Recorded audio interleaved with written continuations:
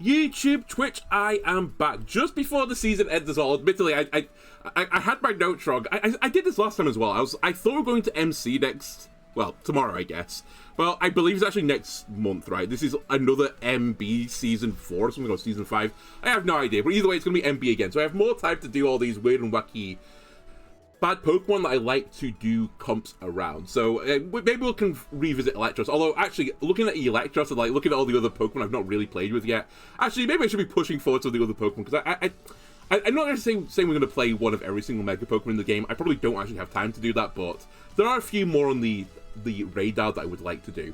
Anyway, up on the list today is Falinks. I put an argument forward that Falinks is possibly the worst Mega in the game right now. Not because it's actually the worst stat-wise, or the worst in terms of like a role it could fill in the team, but worst in a sense that it's kind of like other Pokemon kind of do its job better than it, basically. So it's like, there's no reason for you to exist. And that is like the biggest downside of a Pokemon, like the biggest damning thing you can put in, like the nail of the coffin type thing you can have for a Pokemon. If it has no niche, or a niche that's just something else flat out does better than it, why would you ever pick this Pokemon? And Falinks, I think, as I said, falls into this category. Which is a real shame, because I've kind of got a soft spot for Falinks. It's a really weird looking Pokemon. Like, it's 5 little Pokemon together in, well, you know, a phalanx formation type thing, a Roman phalanx. And I think it looks really goofy, and I kind of like the goofy looking Pokemon. When I saw the Mega Evolution, this Pokemon was like a fucking Power Ranger style, like, you know, we merged together as one, like, phalanx robot, I was so on board with this. I was so ready to make this like the signature Pokemon for like the channel and stuff. Like I just loved it. I thought it was so goofy, so like weird, and I was like, yes, I'm ready for this. Please don't give it a bad ability, because actually stat-wise it's pretty good. It's got a decent health stat, its attack stat is very reasonable. Defensive-wise, when it Mega Evolves as well, it's really, really bulky, like hard to remove off the field. Where it lacks a little bit is its special. Special defense side, pretty frail, so that is a bit awkward. And actually, another normal damage Pokemon is the speed step, but actually, Phalanx is not bad. It isn't over 100 base speed, but like it's approaching 100 base speed, which is, you know, I'd say fast. You probably need a bit of Tailwind support, but it's not slow by any stretch of imagination. Nor is it in that awkward range between, like, it's not good for Trick Room or Tailwind. It's definitely, like, appropriate for Tailwind. The biggest issue with Phalanx is its base form gets the ability Defiant, which is the same as what King Gambit gets. Defiant means that if one of your stats is lowered by your opponent, your attack will go up 2 stages. This is actually a pretty good ability, right? It's not a bad ability.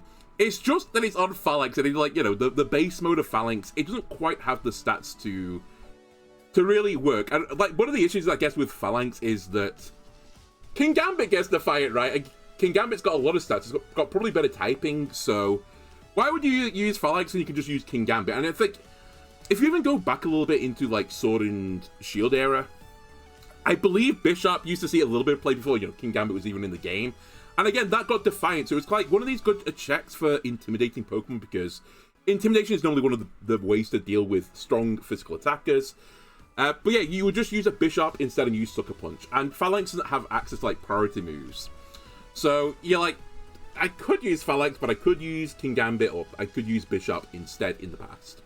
So, you know, when you got the Mega Evolution, you're like, okay, Defiant in base form, fantastic. If someone's, you know, meets your Phalanx with like an Intimidator, like an Incineroar or a Staraptor, you'll get a +1 attack boost.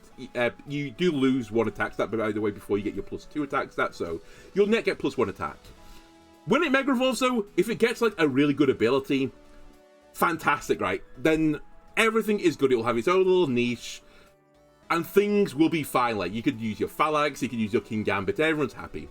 Unfortunately, when Phalanx Mega Evolves, it gets Defiant, which is not exactly transformative for the Pokemon. Again, it's not a bad ability, don't get me wrong about this, don't like get me twisted about this. The stats are good on the Mega as well. It's just other Pokemon can kind of do what it does better. And again, for Phalanx, that is just the nail in the coffin for the Pokemon. So I've been trying to come up with a team that like uses Phalanx in a niche that only Phalanx could do and not other Pokemon could do. That's been like the big task of this endeavor, because like I could drop Phalanx into a team with like, you know, King Gambit, Garchomp, Charizard and stuff, but you know, if I don't bring it and it doesn't really contribute other than just being like a bit of a beat stick, I think like it's not really like doing it proper, right? I'm not really meeting the Phalanx love that Phalanx deserves. So I delve deeper into Falinks, and Falinks gets a signature move called No Retreat. This is the other reason why I would use this Pokemon. No Retreat gives Falinks an omniboost. You get +1 attack, defense, special attack, special defense, and speed. The downside of No Retreat is that you can't retreat anymore. That's normally quite important in the game of Pokemon that you can actually swap out of battles. Falinks, once it pushes No Retreat, can't do that. However, on the plus side, getting an Omniboost in Pokemon is actually really, really challenging. As I said, Falinks' base stats, especially in the Mega form, is nothing to be trifled at, right? It's a pretty decent Pokemon. If you can get a No Retreat off and not have Falinks die, it will outspeed a lot of Pokemon in the game, and it will pick up a lot of one-shots. So that is kind of like the logic of a lot of the rest of the team is around this No Retreat. Bear in mind, it can give itself an Omniboost. Now, the other thing about No Retreat is, you might be saying, why don't you push the button multiple times? This is the other thing about it. You can't push it multiple times. You're only allowed to push it one time per the Pokemon being on the field, which admittedly in this case, it can't retreat. It'll always be on the field. There used to be some tech around this. It was more, I say tech, it was more of a bug. If you mean locked this Pokemon so it couldn't retreat because of the move mean lock, and then you push No Retreat, it used to not trigger the effect of No Retreat where you can't use the ability again, so you could actually stack No Retreats up multiple times. You still couldn't escape because of the mean lock, but you could go to like +6 on all stats if you were like crazy enough. They've removed that bug from the game though, sadly, so it's not in the game anymore, so you can't really cheese it in any way, shape, or form. You get your Omniboost and you'll be happy with it. The other issue for Falinks in terms of like the, why is Falinks not seeing any play right now? Its move pool kind of sucks. Also, you kind of want this thing to be a bit offensive, right? Like, it's got, a decent attack stat. So, you want to, like, really use the attack stat. Unfortunately, just being mono fighting is kind of an unfortunate situation to be in because you only have one stab typing, and stab is actually quite a big deal for picking up 1-hit KOs rather than, like, 2-hit or 3-hit KOs. So, in the case of Falinks, it can only use stab fighting attacks. Now, if it alerts something like Drain Punch, we could be talking again, because actually Falinks, compared to some of the other like Defiant users in the game, it's quite bulky, right? Physically bulky, I mentioned, it's really physically bulky. So if you could do Drain Punch or something and just like sit in there, no retreat, start Drain Punching the opponent and just become this unkillable army, fantastic, right? That would be something that none of the other Defiant users can really do. They don't really bulk up that way. Unfortunately, Falinks doesn't get the Drain Punch. It really is like close combat, or, well, not nothing, but like, there's not a lot of other options, let's put it that way. Close combat is, it's a great fighting type move, don't get me wrong. It will pick up a lot of one-shots, especially after no retreat. If you don't resist it, you will probably die to it. But again, if you start dropping your defensive stats, and with the special defense being so frail in this Pokemon, it can quite easily get knocked out. Then the other issue is the coverage move, because you don't have a secondary typing, like, you kind of have the whole field of Pokemon moves to look at. I would say the whole field of moves that Falinks can possibly learn. I've moved upon this Pokemon, you won't get the stab with it, so it's not going to quite do as much damage as you would like. For this move, I've thrown in Rock Slide. Falinks does not get many spread moves. In fact, I think this might be the only spread move Falinks gets, at least on the physical side of things.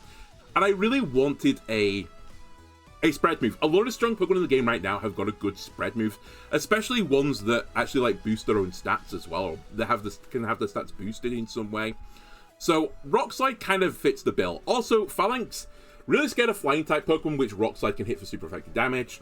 Really scared of the fairies, and really scared of psychic type Pokemon. They're like the three trifecta. You can run Iron Head on this Pokemon, which lets you hit the fairies, but then you have awkward time against the other two. You can also put Knockoff on this Pokemon, which means you can hit the psychic types, but then you're kind of scared of the other two, and actually, in that case, you can't even hit the fairies for effective damage then, which is the downside of having Knockoff plus close combat. You can't hit the fairies anymore. So it's a really awkward situation. Like, Falinks hasn't got, like, it's not got this great move pool of, like, coverage for the Pokemon, but also because you really need to put no retreat and protect on this Pokemon and probably close combat. You've only got one slot to play around with, and you can't really, like, fit the bill for everything, so yeah, Falinks, it's like a Pokemon that other Pokemon do its job as well as it, and it hasn't got great coverage, and actually its typing is not, like, fantastic. So yeah, that's what we're working with here, but I think Falinks can maybe do something that none of the other Pokemon in the game can do, and that's what we're going to investigate. Now, I do think this part is actually the weaker part of the package, but bear with me. So, I mentioned before, no retreat is the bit we're going to focus on. You can get an omniboost. There is a move in the game that can copy an ally stat. A lot of Pokemon, I say a lot of Pokemon, a lot of people might be seeing it in Pokemon right now with the Overquill plus, oh my god, brain.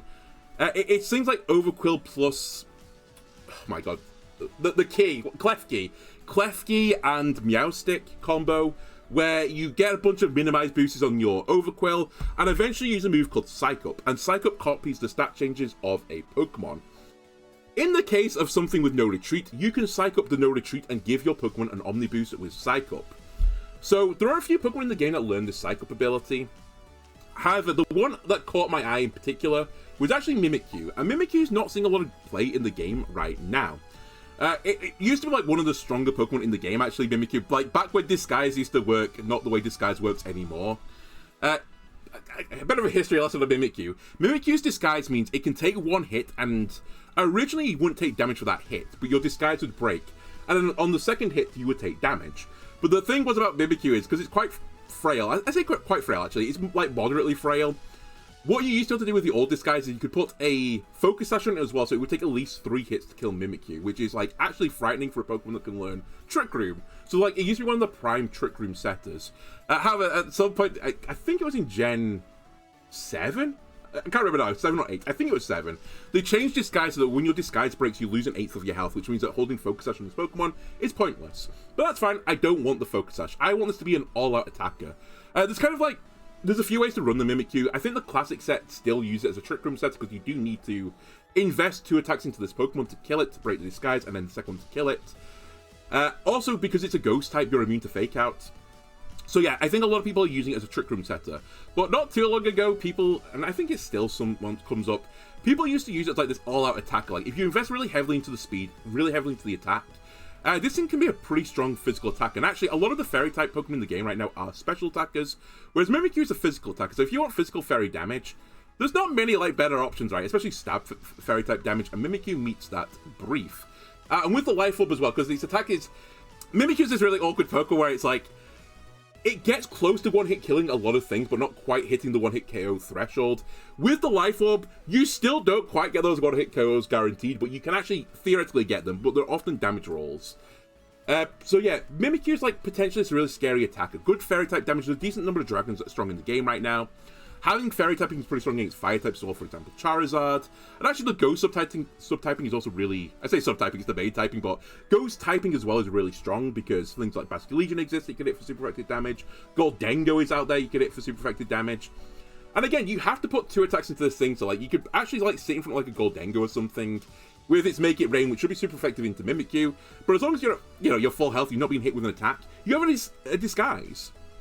So you will definitely trade at least an attack with it. And with the Shadow Sneak ability, which is a move that has increased priority, you could potentially Shadow Claw or Gholdengo, maybe not one-shot it, but put it in range of a Shadow Sneak to pick up the kill next turn. So like, it's actually quite good at 1v1ing these Pokemon. And also worth noting, Disguise has to be attack damage to break it, so the Life Orb won't trigger it. Which is also really good, because otherwise that would mean not a great combo wombo. Anyway, so typically you normally run Shadow Sneak, Play Rough, Protect, and in Trick Room. That's the typical Mimikyu set.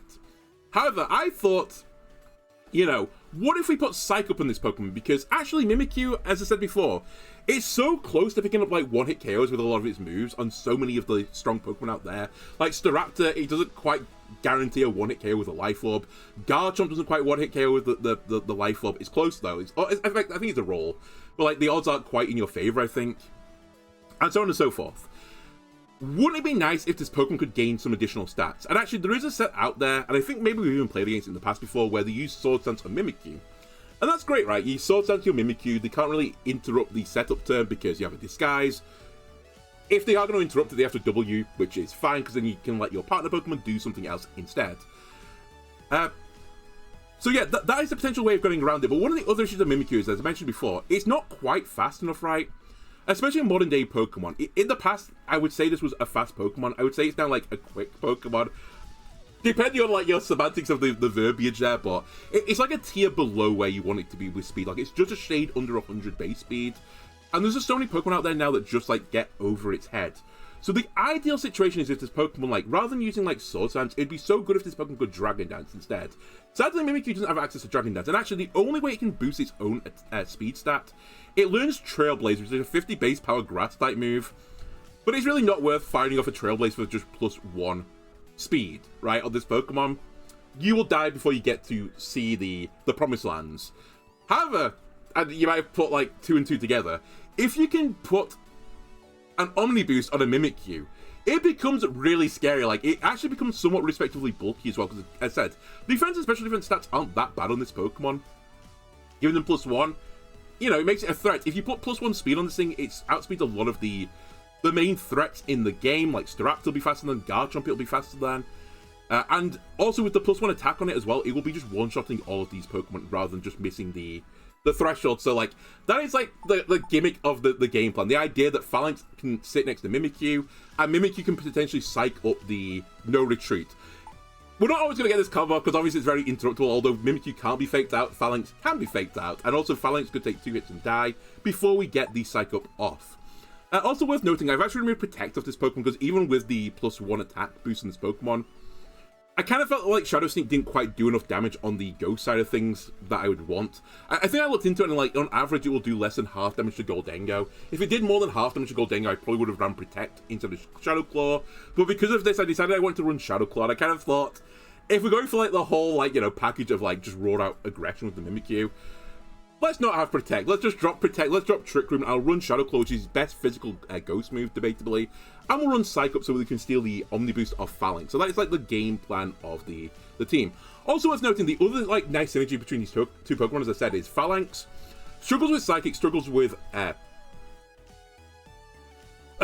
Psychic. Oh, it's really the Psychic typing, anyway. Struggles with Psychic, and Mimikyu can hit the Psychic types for super effective damage with the Shadow Claw. I will say Phalanx has somewhat of an issue with fighting types as well. Not, like, as big an issue, but something like a Staraptor, for example, where it's flying fighting, like the subtype makes it neutral. Sorry, it makes it resist it. The Rock Slide then doesn't hit the fighting types for effective damage either, so you can get these, like, really awkward situations where Phalanx doesn't feel great next to fighting types depending on their other typing. And actually, the Mimikyu having some fairy type coverage to help with the Phalanx, actually, I think it makes the whole package quite nice. Similarly as well with dragons, like if you're a dragon flyer, for example, it's fine, you can, like, Rock Slide, but, like, your close combat is your big, like, one-hit KO threat, so it can be nice to have some, like, nice coverage that works with it, because, again, most of the things that Fairy hit for super effective damage, if not all the things Fairy hits for super effective damage, don't overlap with fighting, so I think they're actually quite a nice pair to get together. As I said before, it's a bit like probably like the Electros Babaswine come in the last episode, where, like, theoretical on paper they should be quite good together, but in practice it might still be too hard to set it up. But I thought, you know what, this is as close as you can get to Phalanx having this niche, no retreating and copy the no retreat boost, than we can ever have. Like, you know, like, it's as good as we're gonna get, right? So I thought we'll give it a go. I do think it's quite weak, but we'll try it, right?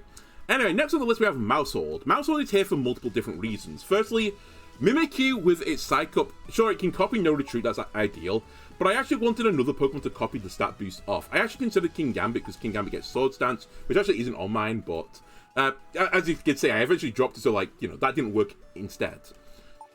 So I ended up thinking about, you know, the other boosts, and actually I really wanted to use Maushold.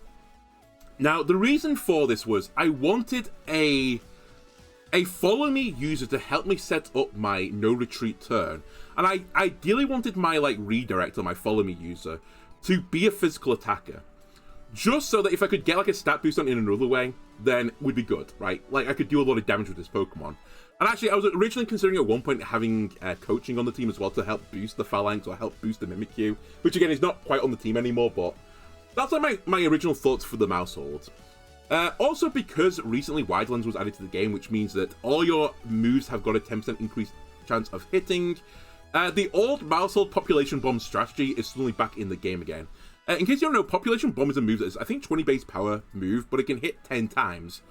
But the interesting thing about this is, you know, it could be 200 base power normal type move. The problem with it is it's nice and accurate, and if it ever misses along the chain, like, it rolls every single time it tries to hit.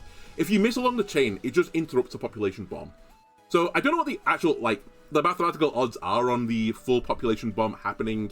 I think it's pretty low to get the full 10, the 10 piece, right? You're more likely to get, like, a 6 or 7 piece without an item, which, you know, it's okay, but doesn't really lend itself to this offensive Maushold strategy. However, as I said before, Wide Lens increases your accuracy by 10%, which means your population bombs become 99% accurate, and then the odds of you hitting 10 of them are actually quite considerable. And I think the other part about this is, I can't remember if I played up against the Mousehold on camera or what it was now.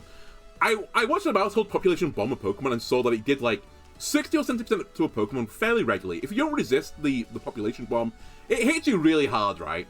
And I got thinking, like, it'd be so nice to give this a +1 attack boost, but you can't. Like, it doesn't have an attack boosting move. And I've been like, I was like ruminating on this for a while, like thinking about it. It's like, oh my god, it'd be so nice like coaching the Mousehold, but like it's another like piece of the puzzle. Like, I need this to sit next to this Pokemon and swap this Pokemon in, then to sit next to this Pokemon to like boost it again. It was just so many moving parts. I was like, this will never ever happen. If only Mousehold learned the move that boosts his attack. And then I'm gonna have to do a shout out now to, I believe it was, yeah, Jamie Boyd. I even wrote it down in my notes. I just got recommended one of his videos where I think it was actually a Falinks team as well, and I was like, you know what, I'm really struggling at this point. I'll see what like my peers have done. And he had Mousehold on his Falinks team, and he had the signature move of Mousehold called Tidy Up on it. I completely forgot this move existed. Well, I didn't forget it existed, but I forgot what the move actually did. So one part of the Tidy Up move is it removes entry hazards, and that's the part I remembered. Like, the Mousehold gets a broom and just sweeps the ground. What I've completely forgot is when Tidy Up also like sweeps away the entry hazards, it also gives Mousehold a +1 attack, a +1 speed boost. It's the only way to get a speed boost, I think, on the an attack boost on the Mousehold itself. And it just like resolved all of my issues with this Pokemon.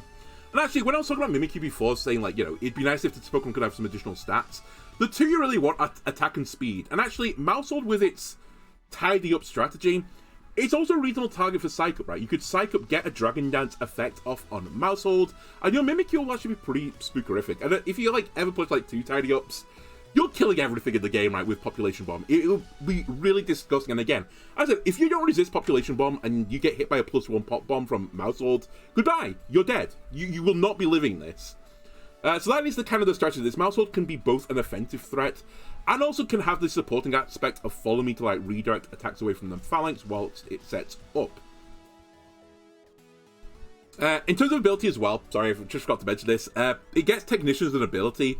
Technician boosts the power of any move that is below 50%, below 60 base power, and increase it by 50% damage. In the case of Population Bomb, each hit is 20 base power, which means it gets triggered by Technician, so it actually turns into 30 base power moves, which like all in all means if you hit all your Pop Bombs, you're doing 300 base power normal type move. That is so frightening. So the idea is that, you know, Tidy Up, Pop Bomb, and just pop their heads, right? The other funny thing about this, I do think part of my team building got like twisted by this. I found it really amusing that Phalanx is, you know, like 5 separate entities all rolled up into one Pokemon. I went out my way to get a Mousehold because I didn't actually have a family of 4 mode on my game file. I went out my way to get a family of 4 mode for my Mousehold because I thought it was really funny. I've got a guy with 5 forms and a Mousehold with 4 forms. I was almost tempted to make the entirety of like 5, 4, 3, 2, 1, like a countdown thing, but it became a little bit awkward to do. It was like theoretically possible, but like it didn't make any sense beyond like the 2s and the 3s. Also, we'd have to have like a 0 or a 6 form, and I don't think they exist. But you know, if you want to do like a countdown team, you could potentially use Mousehold and Phalanx together. So it's like a little army of Pokemon. You know, most people bring 6 Pokemon into battle. I'm bringing like, you know, I'm bringing like 13, which is a real lucky number, right? Anyway, next on the list is actually King Gambit, which is funny because I was talking about King Gambit being the thing that's pushing Phalanx down is King Gambit. It's got probably better typing than Phalanx. You do have a 4x weakness to fighting, ironically. But with a Tropical Berry, it's kind of like fine, right? And as long as you've got something there partnering the King Gambit to like help you from the fighting types, the King Gambit can just like pick off other Pokemon at ease. It also actually fits into the Phalanx team quite nicely, because Phalanx, as I said, not great into fairies, not great into psychic types. What is King Gambit pretty good into? It's pretty good into psychic types because they can't hit them on the dark side. Pretty good into fairies as well, because they can hit it for neutral damage, but they will take super effective steel damage from this Pokemon. And its attack is actually disgusting, especially if you hit Defiant boost on this Pokemon. It's going to one-shot things. Like, it is a really, really scary Pokemon.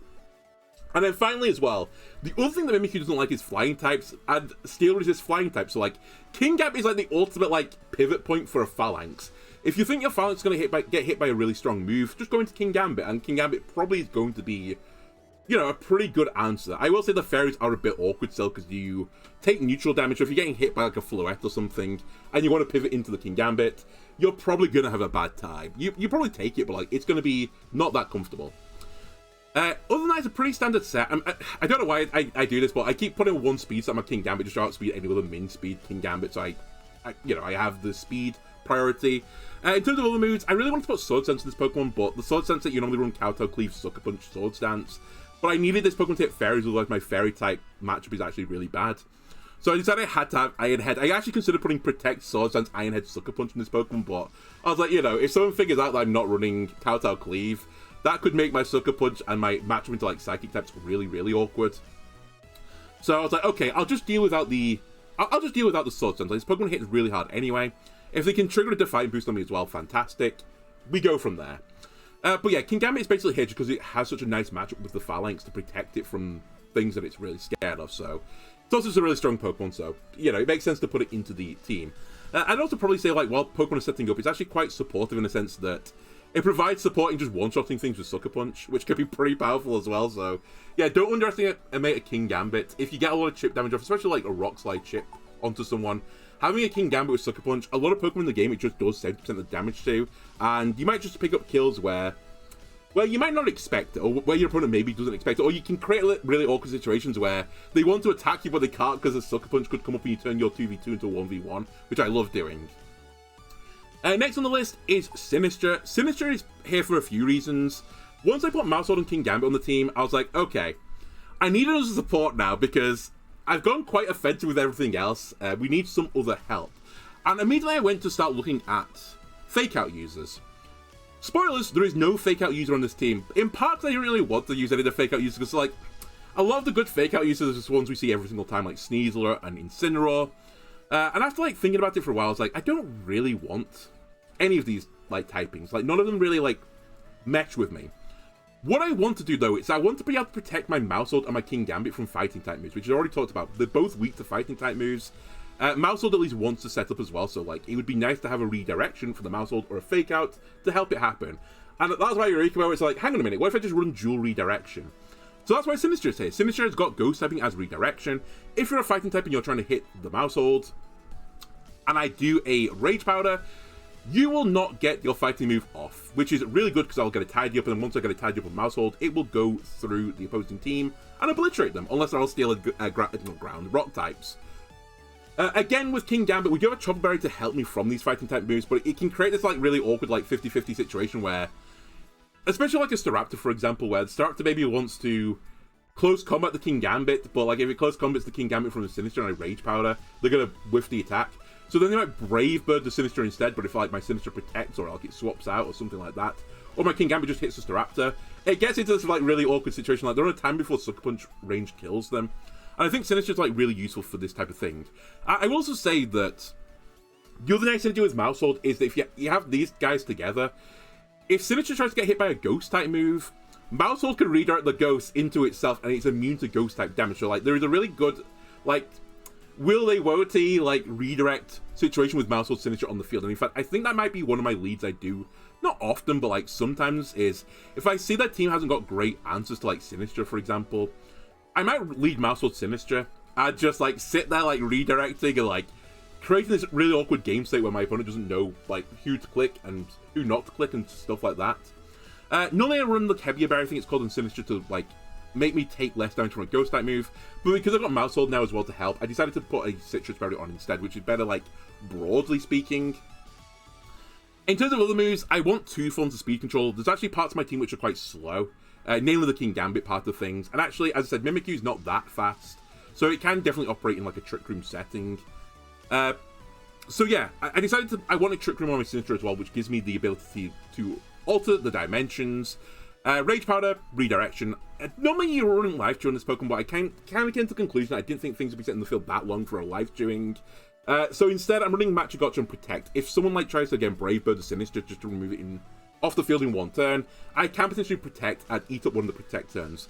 We also get a bit of healing in the form of Hospitality. So like I think sometimes I get to like I get too like wound up in the idea of life due to like restore the health of a partner Pokemon, but all that needs to happen is like you get crit at a really inopportune moment and you've kind of wasted your turn, right? And you probably lose the game from there. So I decided to like drop the life dew off it, go with Trick Room, go with Protect. Final Pokemon. I'm running Aerodactyl. The last few teams I've ran, I've not ran a Tailwind setter in the team. In fact, I've not run too much, like, conventional speed control in the team. And last time, like, it really punished me. Like, I just couldn't quite get anything going. And I was like, okay, I think this time I will run a Tailwind setter. And I still got a little bit of, I don't know. Honestly, it's respect for Whimsicott, but at the same time, I'm like, I really don't want to just use Whimsicott in every single team. And actually, I was thinking about it, and I was like, do I have enough coverage for the flying-type Pokemon? And it decided no. And actually, Aerodactyl meets this brief quite nicely. It's actually pretty good coverage into flying-type Pokemon that otherwise Phalanx doesn't like. The other thing about Aerodactyl is you can run it as, like, a dual mega team type thing, in the sense that I could bring Phalanx and Aerodactyl into a battle and, like, be pretty content with the situation. So Aerodactyl is the fastest non-priority user of Tailwind in the game right now. So yeah, you'll get like your Whimsicotts doing their thing, you get your Talonflames doing your things, but after that, it is Aerodactyl that will move first. And it is just a really, really quick Pokemon. Even without the Tailwind, it's super fast. So some Pokemon in Tailwind will be slower than an Aerodactyl. There's a lot of Pokemon in the game right now that have got weaknesses to Rock types. It's a good idea to have a strong Rock type Pokemon. So like Aerodactyl kind of beats many, many briefs. So yeah, I decided that I would like to have Aerodactyl on the team, potentially as the secondary Mega. If Phalanx doesn't come to a battle, like if there's a lot of flying type Pokemon, Phalanx is going to be a bit awkward. Even with the Rock side, it's still a bit awkward. We'll probably go with Mega Aerodactyl instead. Other nice thing about this Pokemon is it's got a base ability called Unnerve. Unnerve stops you from eating berries, and that means that Aerodactyl can actually be quite an effective like anti-Trick Room mode in a sense. So like if you see a Farigiraf, for example, a lot of them hold Colbur Berry, not all of them, but a lot of them hold Colbur Berry, or they hold a Citrus Berry. And you can potentially just do like a Rock Slide into like a Kingambit, Kowtow Cleave. And if they're holding a Colbur Berry, they won't be able to eat the berry and they'll just take the full force of Kingambit. Which, even with like the health of Farigiraf, is going to like, it's going to leave a mark, let's put it that way. And if you can deny Trick Room to those teams, fantastic. I also kind of came to the conclusion my team might be weak if Trick Room goes up into like things like Torkoal. And it'd be nice to have like a Wide Guard user. And this is the other nice thing about Aerodactyl, is it gets Wide Guard. Any spread moves that come into this team, if I click the Wide Guard button, they will fizzle out. So that's kind of the plan. There are some risks, obviously, with this. My Aerodactyl's not running Protect. Also, you would normally, if you want to use like a supportive Aerodactyl set, have like a Focus Sash in this Pokemon. It's not like I'm using Focus Sash anywhere else. Like, I could take the Mega Stone off and put a Sash on. But I kind of came to the conclusion, mainly for interactions with Staraptor and Charizard Y, I actually would like Mega Aerodactyl rather than Mega Falinks. So I decided to have the Mega Stone on it. And I decided I'll just make doing some of these battles where I want Tailwind, and I want to use Mega Phalanx. I'll just bring Aerodactyl. I won't have any like support, but hopefully I can get the Tailwind off, and that will be good enough for me. In terms of weakness of this team, I've kind of like mentioned some already. I don't have Fake Out in this team. In fact, I don't have a lot of disruption in this team, so it's a little bit spooky that if I like lead poorly, then I think your back will be like immediately against the wall. So you have to be a little bit careful of that. And I will say, part of the reason I don't have Fake Out in this team, I don't have Encore or Taunt or anything like that, is my fucking obsession with having this Mimikyu Phalanx Mousehold core of the team. I think if you just didn't run Mimikyu, which I don't think actually maybe is good enough for the game right now, and you're on something like Sparta, like a Sneasel or something, you'd probably have a better time with the team that way, with a Fake Out user. Or even Incineroar, actually. Incineroar would probably like bait the cut of this team. But I want to do the silly, no retreat into Psych Up strategy with Mimikyu, so, tough, deal with it, right? So yeah, that is like one of the things. And again, Mousehold normally would run Encore or Taunt or something like that, but I'm running Tidy Up so I can do the Psych Up stuff as well, so like, it really has bastardized the team, the Mimikyu. But it's fine, I enjoy it. We'll catch some people off guard, right? We don't have weather control either, which again is really awkward if like really strong weather setters are out there, but you have to remember that Phalanx is pretty good into Caladon, for example, the Steel-type Pokemon. Actually, with its bulk, it's pretty good into a lot of the physical attackers that like Swampert as well. It's pretty reasonable into. So yeah, I think it's not the end of the world I don't have to control. And actually, into Sand and Snow teams, the Phalanx, again, pretty strong, right? So yeah, I think Phalanx maybe like under-explored, but at the same time, probably not actually good enough. But, we'll make it work, right? We'll make it work.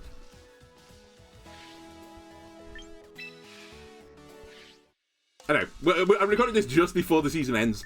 It's not like I'm trying to aim for Master Ball, but if we could end today Master Ball, it would be pre-Fandabidoza.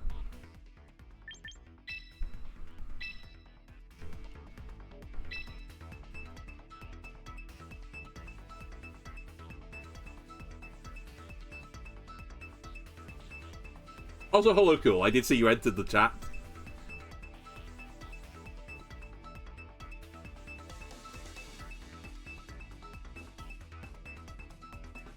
Look at all these people camping the ranks, right? There's camping the ranks. I'm kidding. Okay. So what are we looking at? We are looking at Frostless. So a lot of my team are physical attackers. You may have noticed 5 of them are physical attackers. So seeing Scovillain is a bit concerning.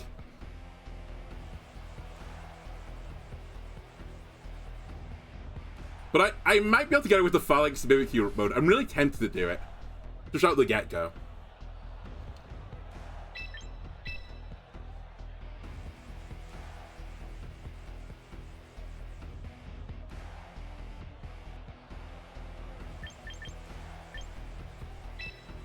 The fucking...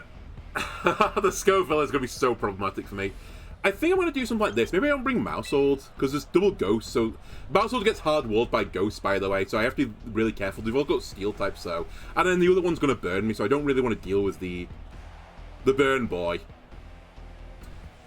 And actually, my flying type move, which would be good into Burn Boy, is Dual Wing Beat, which is, like, not ideal, because I'll get burnt, and my second Dual Wing Beat will do half damage. So yeah, I think it's this. And then Sinister's like... Nah, it's okay, but not great. Although I have no redirectors, which I do appreciate is a little bit scuffed. Alright, Phalanx Mimicry, show me what you can do. I think part of this as well is going to be like recognizing... I won't recognize it immediately, so bear with me. It's recognizing when I can get away with doing no retreat, when I can't get away with doing no retreat.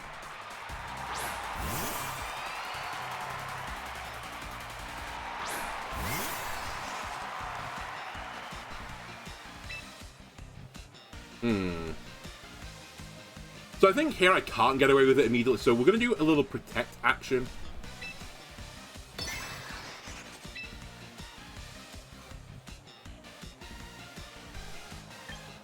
And I'm going to just Shadow Claw Rough the Frostless, I think.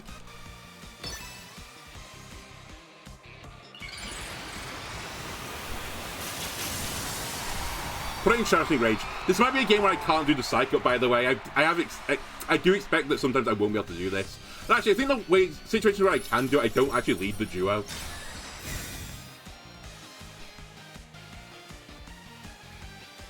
Yeah, we catch the Fake Out, which was quite obvious. Okay, don't freeze the Mimikyu, please.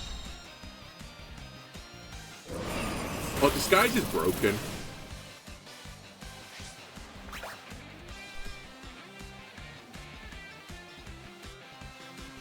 We lose a chunk of our health. I think that is Shadow Sneak range, right? Yeah, it must be. So I think now I could do no retreat Mega. And I can Shadow Sneak K, which means I'm not going to Mega the Aerodactyl, which is fine. No one wants to see the Aerodactyl Mega.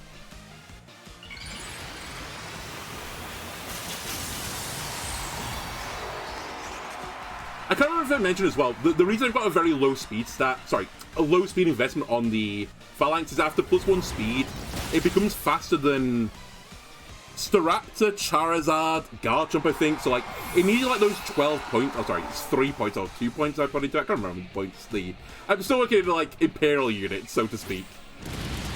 But it still needed those old points. And now with the +1 defense, by the way, this Pokemon is going to be scary. So, Unburning triggers.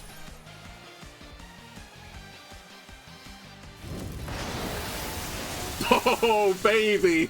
You've messed with the wrong Power Ranger, buddy.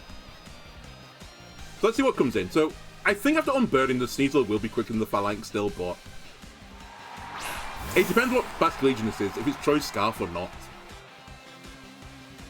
I think there's a very reasonable line here of... By the way, I can't swap, obviously, anymore. There's a very reasonable line now that I... Actually, is there a reasonable line? I was going to say I should Shadow Sneak it. I could also swap into Gambit immediately. Actually, I don't mind the idea. Yeah. We'll just swap. Because the Rock Slide will break potential Sash, because this thing can be Focus Sash as well. Wow, I didn't expect the Diaclaw to go there either. That was the other thing I was like trying to predict for. So if it's a Sash, it's broken. Okay, I don't know what it is still.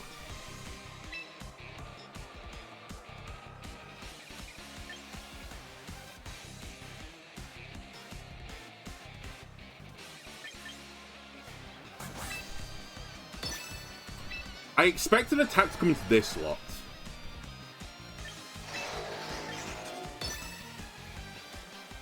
I should take this, I think. Actually, this might be the throw, you know. Do I take this? I do take it, but do I take this? I should have sucker punched it, actually. It was so much safer to sucker punch it.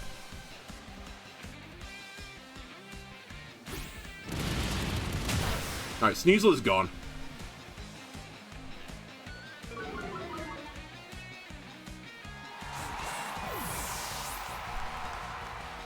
Okay, perfect. I should have done it differently. Honestly, I was worried about them swapping the Basque Legion out. I mean, not getting a sucker punch off there.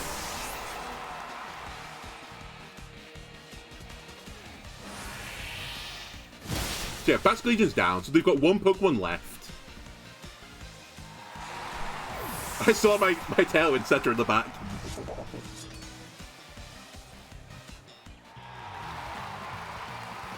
The Power Ranger one. The Mechazord, or it's called the Megazord. You love to see it.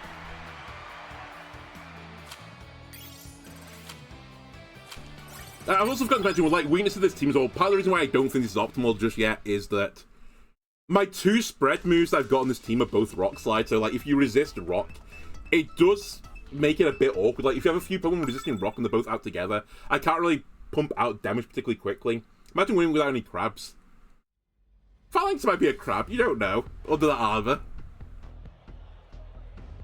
Okay, I'm seeing the same team, basically. And I'm telling you, I'm going to do the same thing. I mean, if that's Dragonite Mega and also Frostless Mega, they both are weak to Mimikyu, so it's definitely this lead again. They have Double Ghost Steel, so it's not Mousehold, so probably King Gambit is coming in the back. Also lets me hit the Alolan Ninetales. The question is, do I bring Sinister or Aerodactyl again? I think it's Aerodactyl, right? It's just run it back.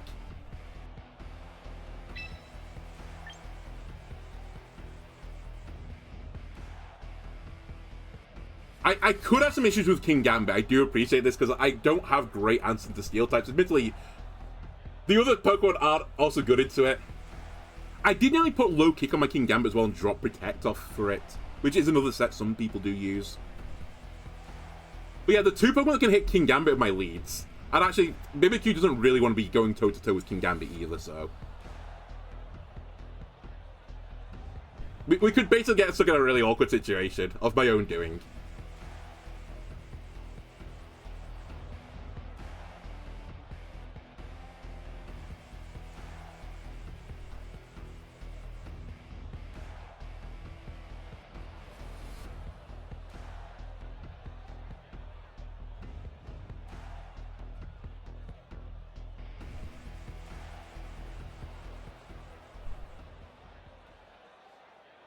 Taking the Frostless Sneasel Dragonite Gambit, I'll take that Gambit.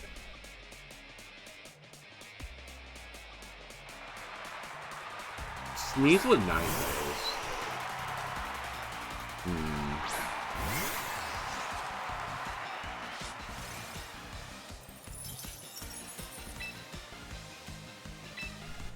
Protect here again. I need to figure out what the Ninetales has got.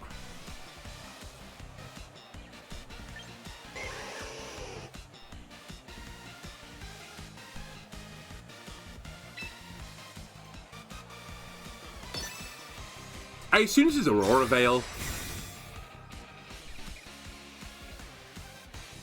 Okay, caught this fake out. I was pretty worried again for the season because they could just Diaclaw Mimikyu, which would be fairly awkward. It is Aurora Veil. If I crit, it does, like, negate the Aurora Veil, and it's got enhanced crit chance. Admittedly, it's still unlikely. Don't get the crit.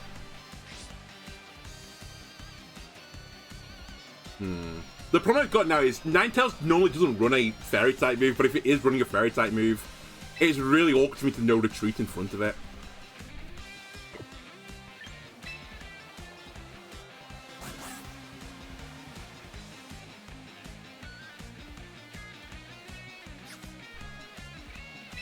I think I'm going to do the same thing again, because, you know, it's the phalanx show, right? I'd rather the beggar of the phalanx. And I'll just assume they don't have a move that can hit.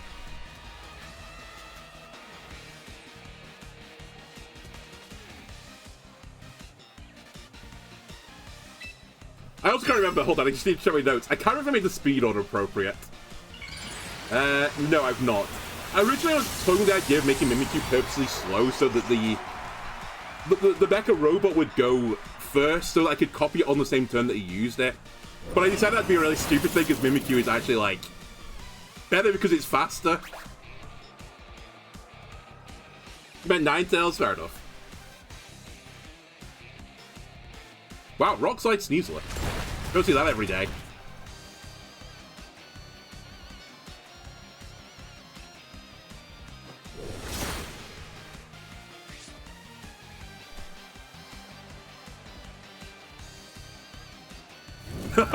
No retreat, buddy. So now I think Phalanx is the fastest thing on the field.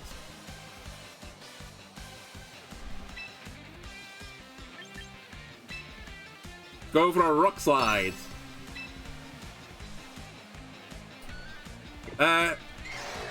So they're gonna just Blizzard again, I think. Blizzard Rock Slide? It's really awkward because I don't want to be into the Sneasler here. I need to put some pressure, I think, on this Sneasler. Let me Shadow Claw it.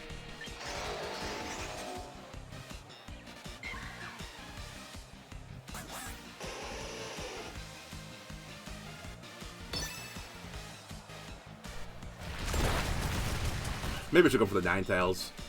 I'm kind of not super spooked by the Ninetales right now, though. I was going to say, they're also playing this game that if I just keep Rock Sliding, eventually I'll get some flinches.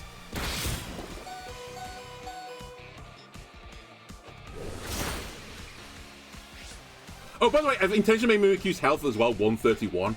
So the Life Orb damage isn't a multiple of 10. So I'll get one more turn of Life Orb because of it. It's like very minor tech, but I guess it is tech. Man, I really wish I'd copied Phalanx now. I'll let you play the Gambit again. If you want to Diaclaw the Phalanx again, be my guest. Alright, Ninetales has gone out. I'm also wasting the Aurora Veil turn. Oh my god, it's Frostless as well. Well, you're weak to this, Frostless, so yeah, you're going to take a chunk of damage here. Even with Snow, even with Aurora Veil, you're pretty frail, buddy. My Rock Slide is disabled, it's Cursed Body, that's funny. Mimikyu, being the frail little fucking ghost that it is, actually died to that. My bad, I should have recognized it. I mean, to be fair, I just missed... I missed a tiny chip of damage. If you're just gonna plan to, like, Blizzard every single turn, how about if I just plan to Rock Slide every single turn? Aerodactyl, it's time to shine!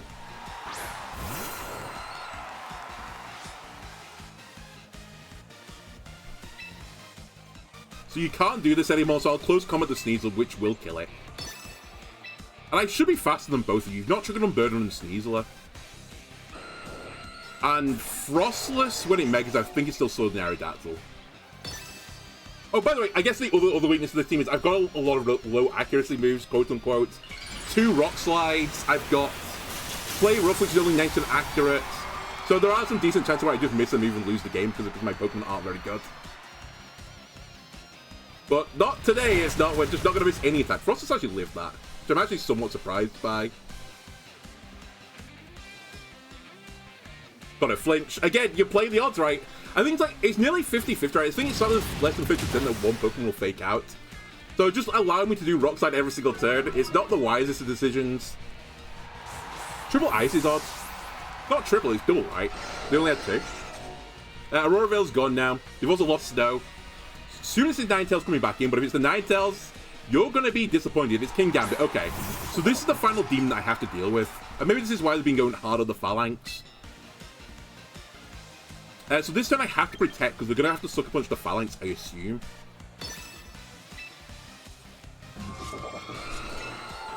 I'm pretty certain now Rock Slide will get you.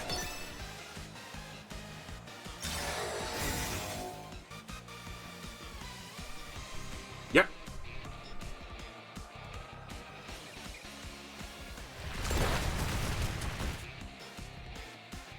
Oh, by the way, the funny thing about this is it'd be very good to swap out right now so that I can like play around Sucker Punch on the phalanxes, but I've no retreat, so there is no swapping anymore. So I might go for a double protect here, even though there's no reason to do it.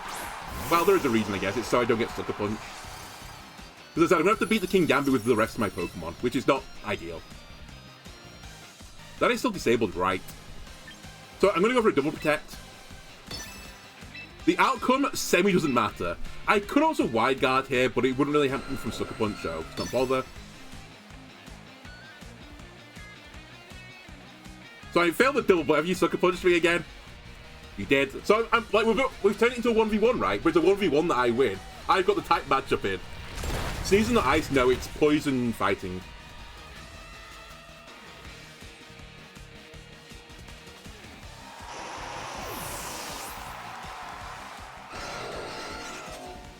And now this is the turn where we do them. Now they're going to say he's going to protect again, surely. Like, it's the sensible thing to do, because I could protect this turn. No, I'll go in with a close combat. In terms of damaging here, I guess Rock Slide is best. It's stab and can flinch. And both dual wing bit and Rock Slide are 90% accurate, so. Oh my god, you went for a third time. Alright, fair enough, you've got me. I could have PP stalled out the Sucker Punch, to be fair. Alright. Slowly but surely I'm working through the King Gambit. And now it's a King Gambit off. This could actually get really awkward if they've got low kick on their King Gambit. Which they might do, to be fair. This also might be where my one speed investment matters, because Iron Head can also flinch, right? So now I've got two Pokemon trying to flinch. They are both doing non-effective damage, but I have two Pokemon, buddy. So I think the odds are in my favour. They've not Sucker Punched this turn, so they might have low kick. They do have low kick. Okay.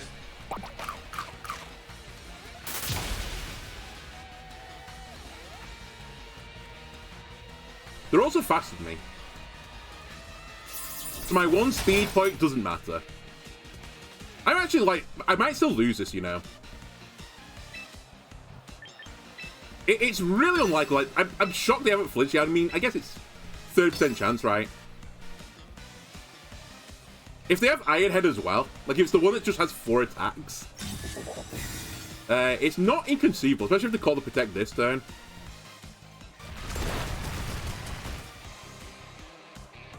Flinch. Okay. I think now we're basically fine beyond Rock Slide misses. So I'll Sucker Punch the King Gambit because it's going to kill me this turn.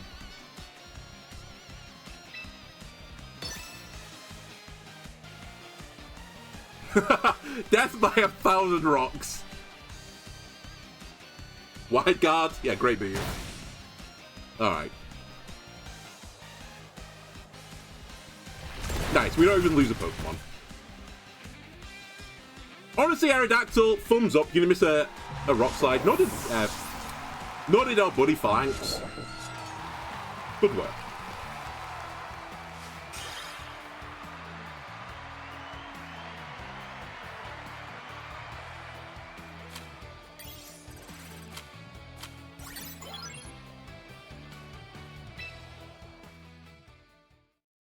Alright, more of the same, honestly. Like, if you want to keep fighting snow teams, I will keep beating them.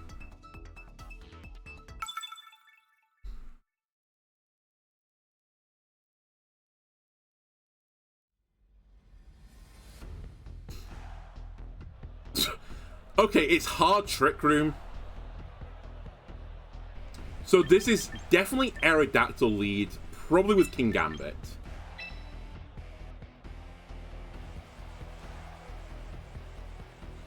Then in the back,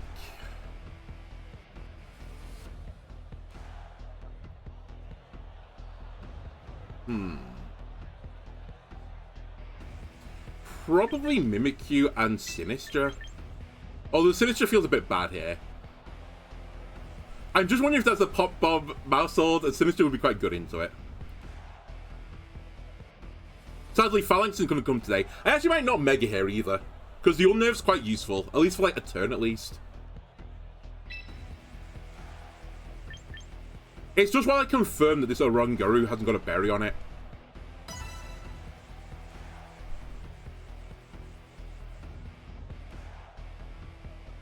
So normally the oh god, I always forget what this thing's bloody called. Glalie. Glalie normally in this like type of matchup has something like explosion, like refrigerate explosion, which is why I want a wide guard user in case they lead it, because I will negate it. It's fake out. Okay, so this is to guarantee them trick room, I guess.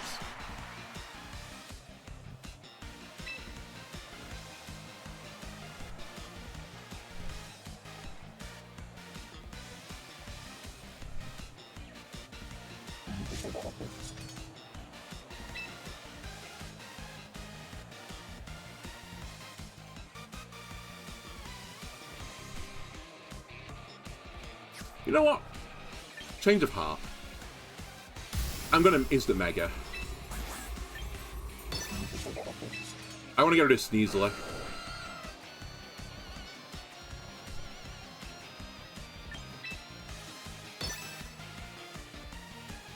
I'm actually not sure I need the mega to do this, actually. Maybe I could have just not done it.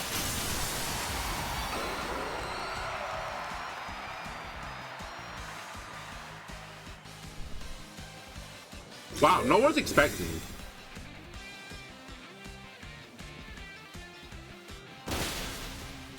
Focus at Sneasler. Okay. You, buddy, have fucked up. You went for a close combat kill into my King Gambit. Now, I will say, I've semi-fucked up in the reverse sense now that if this is Choppleberry, which it doesn't normally run Choppleberry, to be fair. But if it is Choppleberry, then it will activate now.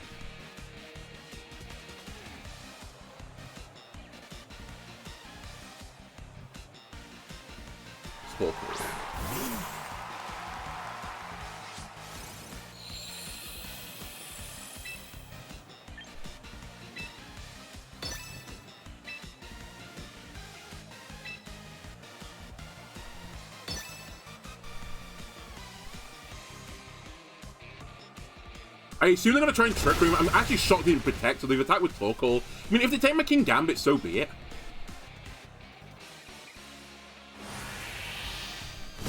But yeah, can I do Trick Room now? I don't know if Eruption from this position would actually kill.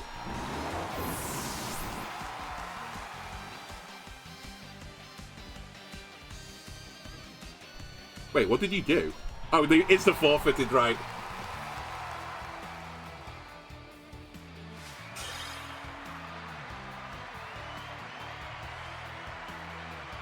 Okay. Well, the anti-Trick Room mode seemed to work. Unmasterable tier with the fucking Power Ranger Mechazord. Holy moly, like 6 hours before the season ends.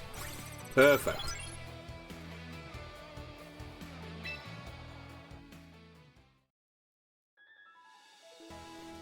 Oh, I'm sure I've had this text before. Thank you, yeah, thank you, thank you, thank you. Twice exactly, he knows. Everyone's talking about me? Fantastic news.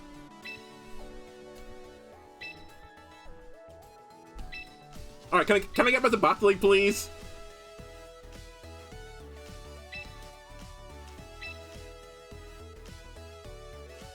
Kojima, please.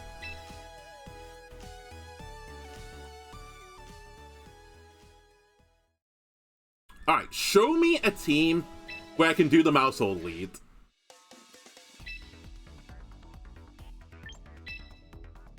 Also, where are we?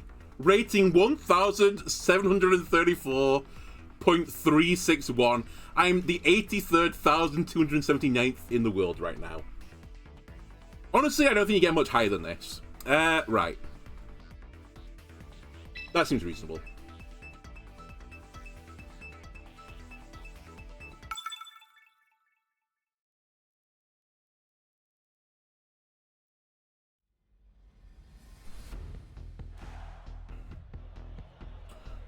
What am I looking at?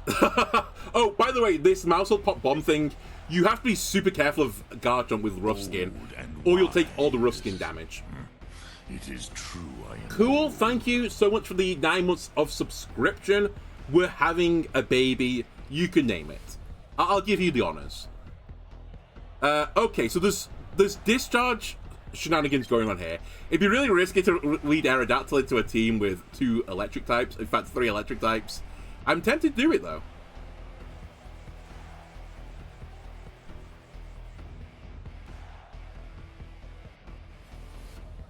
I'm really tempted to do it.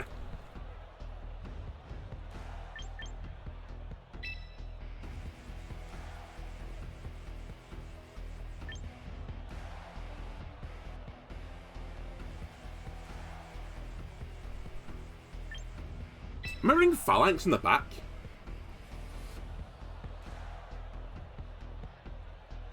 No, why am I not bringing Sinister here? I'll go with this.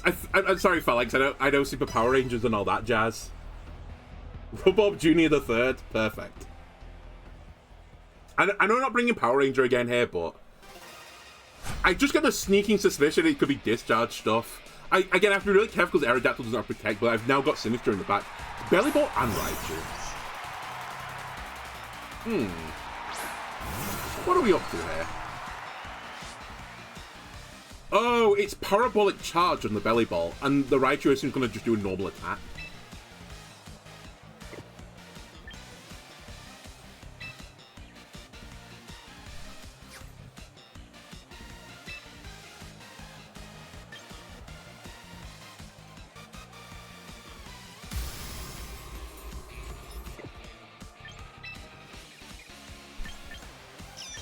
I actually lied this down. I think my lead was a bit stupid. I don't think this is Mega Raichu either. Or maybe Mega Raichu X? I'm worried that it's SwSh Endeavor shenanigans. Okay, it's X then, I guess. It is X. So this is Lightning Terrain. I assume it's Parabolic Charge.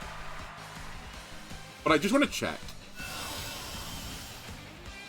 Fake out. Okay.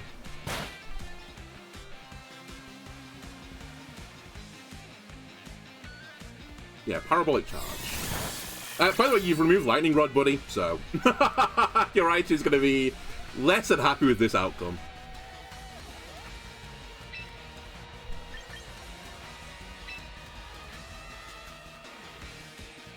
You know, I was going to Trick Room, but Bellyball should be really, really slow.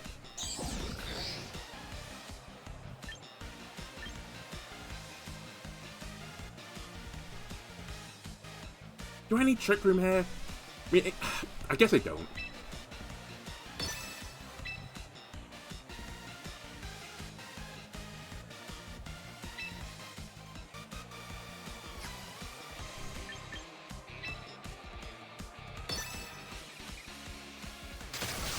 Fuck, I should have just Sucker Punched it.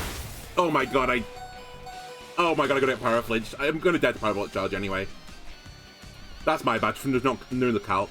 I was so certain it might just... Cool. It might just auto-swap out, and I was going to lose the Sucker Punch. The Sucker Punch would have killed there. Nice burn.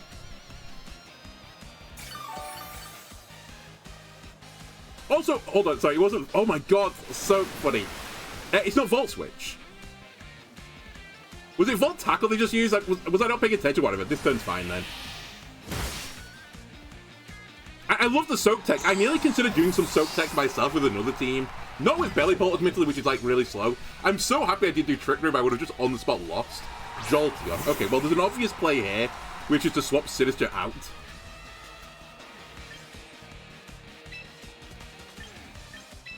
And I'm going to take it.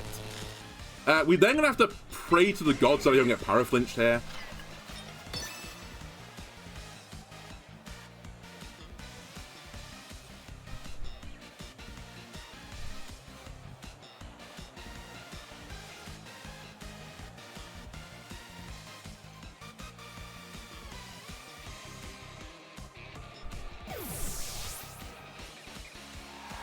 Maybe you might take a double here as well, which would not be super ideal. Boosted the electric type moves as well for Bellyball. Rising voltage. That lets into a disguise, buddy. Oh.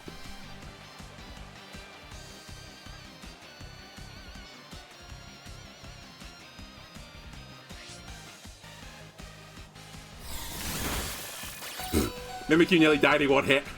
Very cool. Okay, Bellybolt's going to be a problem for me, I think. Because my best Pokemon at dealing with it is Aerodactyl, but Aerodactyl's weak to Bellybolt, so I might actually lose this. Turns out 3 electric types is a pretty big issue for me.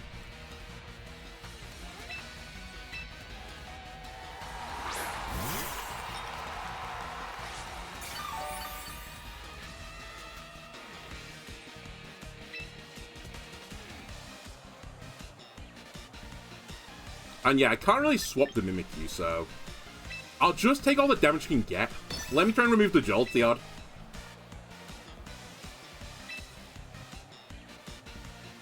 Yeah, there's no point Rage Powdering because Parabolic Charge will kill Mimikyu. I should have brought Phalanx. I should have just brought it. I won't say it's fantastic here either because, like, it's especially really frail. So it wouldn't have been having a great time either, but I'm just lacking offense. And I'm really worried that Jolteon might have a coverage move. Would not shock me.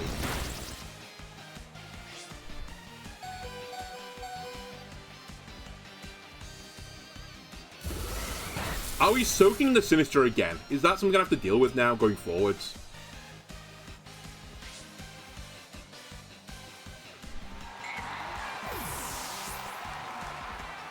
How does this team just beat Garchomp, by the way? What if you just run a Garchomp?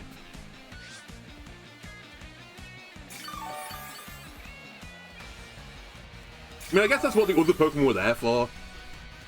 Citrus Berry and Bellybolt. Ugh, that's gonna make my life harder as well. So it's Soak again. I might need a flinch here to win this game.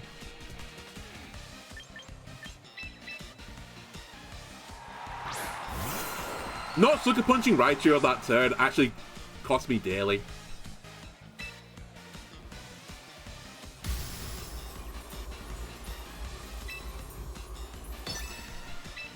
And there's not a lot of point protecting right now. I mean, I will, but... Oh no, there is. There's a reason.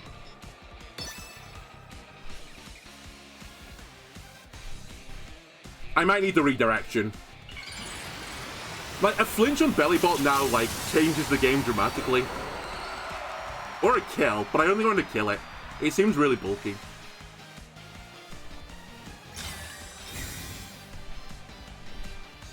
I could have also tried to wide guard there, I suppose. I need to flinch.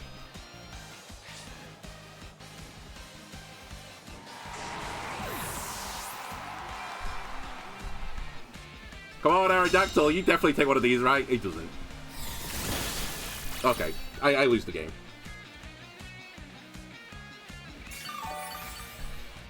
To be fair, I think I was like... I don't know what my opponent did, but I was probably pinned either way. Because as long as they single targeted the Aerodactyl with Jolteon...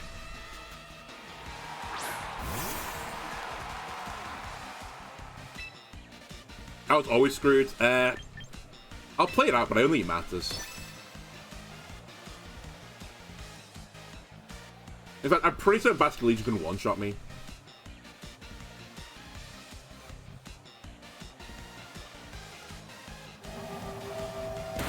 Not quite. I don't even, like, think double crit wins me this. Yeah, it's nowhere near. It's kind of burn on Bellybolt, but it doesn't matter.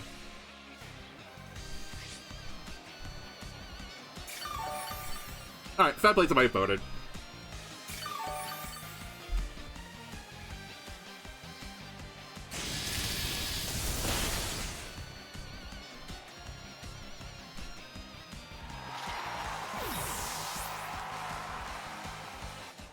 Should have checked the other Pokemon as well.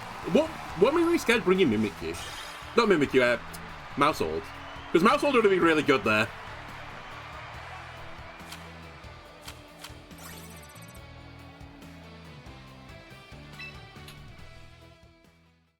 There must be like another Ghost or a Steel type. Something concerned me, just don't bring it.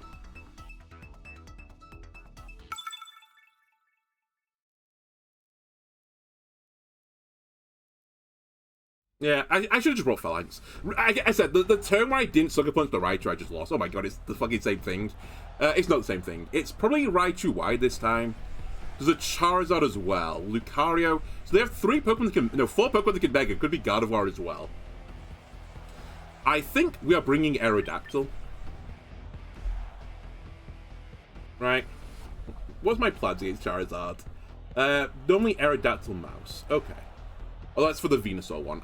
We've not brought the mouse yet. Let's bring the mouse.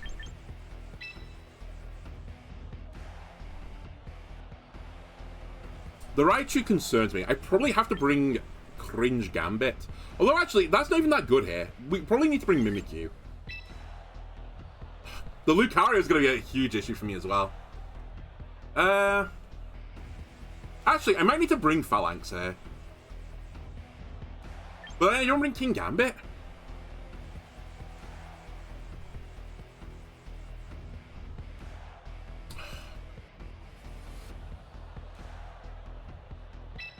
Just bring base Phalanx? Is that the game plan?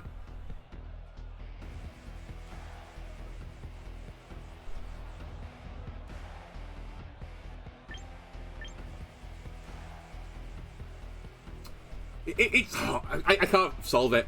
My problem is I don't want to bring Aerodactyl, but I can't beat the Charizard, I think, easily without it. But it's not particularly good into, like, any of the other Pokemon.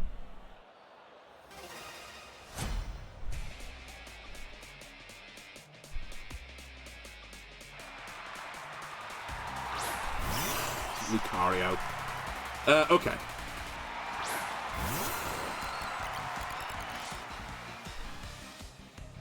And then I can't swap easily into Phalanx. I think I'm going to have to sack Mimikyu here. But probably Aerodactyl is pointless.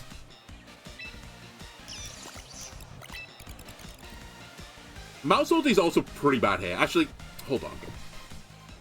I think I've lost on the leads. I actually don't think I can win this game.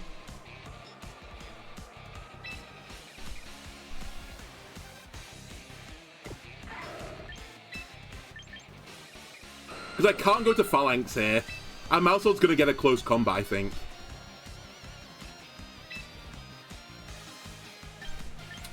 I need my opponent to fuck up. I need them to make a misplay. But I don't think they will. I think they'll just close combat one and Zap Cannon the other. Went to make a Lucario, which is not what I was expecting.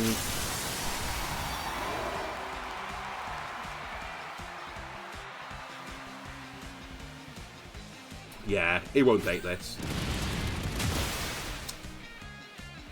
I nearly swapped the Mimikyu into that slot, but what's the Raichu up to? He didn't fake out, so I assume he's gone for an electric move. Went for Raw Zap Cannon, which is crazy. Okay, you know what? It's actually not over now.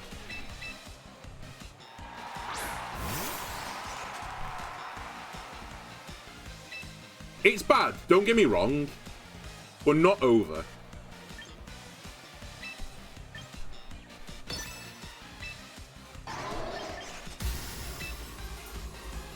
I can't do any fuck around. I have to just go for the Lucario immediately. I'm a bit worried that it has Bullet Punch as well, but the Mimikyu's got a Disguise. He's swap. Okay.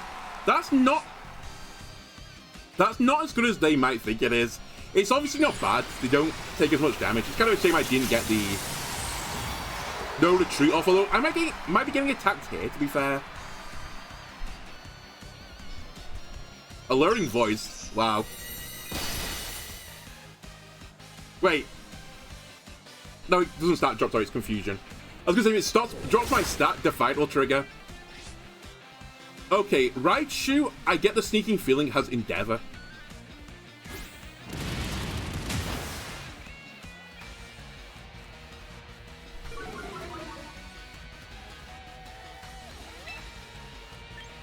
So I'm going to try and deny Endeavor.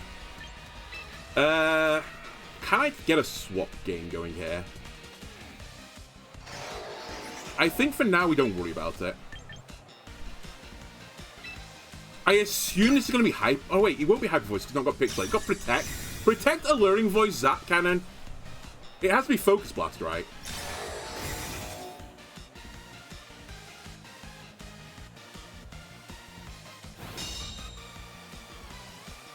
Wow, Moonblast. Oh yeah, because it can't be hyper voice pixelate, right? They've not got the beggar. Hold on. This is maybe still doable. I'm definitely slower in the Phalanx than I am Gardevoir. And I'll definitely die for that. I could swap into Aerodactyl. Yeah, hold on. If I swap into Aerodactyl, what do they do about it? We swap.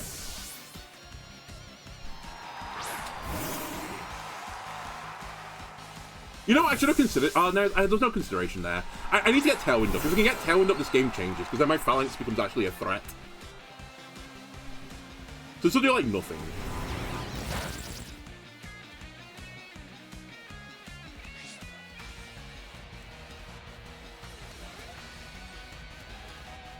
How much does this do?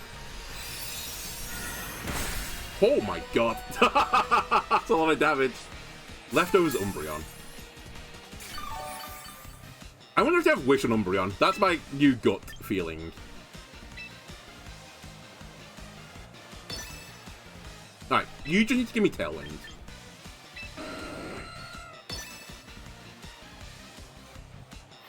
Alright, we have speed control. Please kill.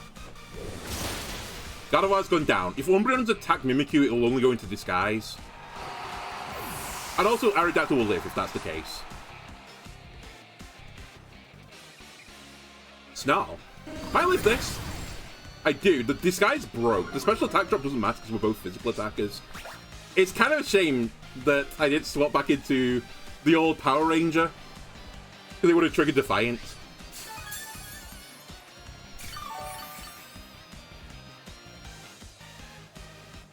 I assume Raichu. Lucario. So I'm gonna have a guess the Raichu doesn't have Fake Out. Otherwise, I think it would have used it in the past.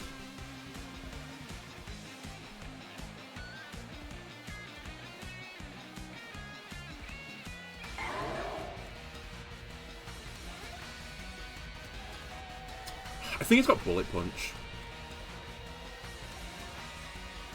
You know what, Mimikyu? I think you just try and take as much damage as you can before you perish.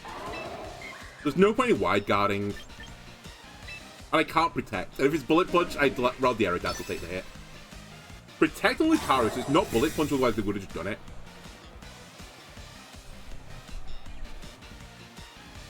Hit the Umbreon, please. Nice. Maybe get a flinch now. Another way out of this. I don't think this will kill, by the way, this play rough. Could also miss. Doesn't miss.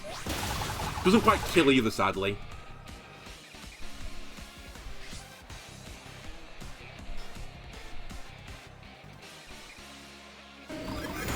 Mimikyu's alive. Aerodactyl dies.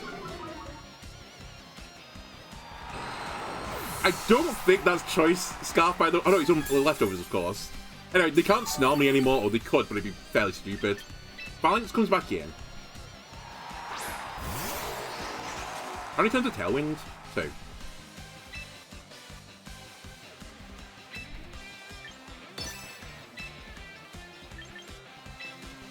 They just protected, so I should attack them.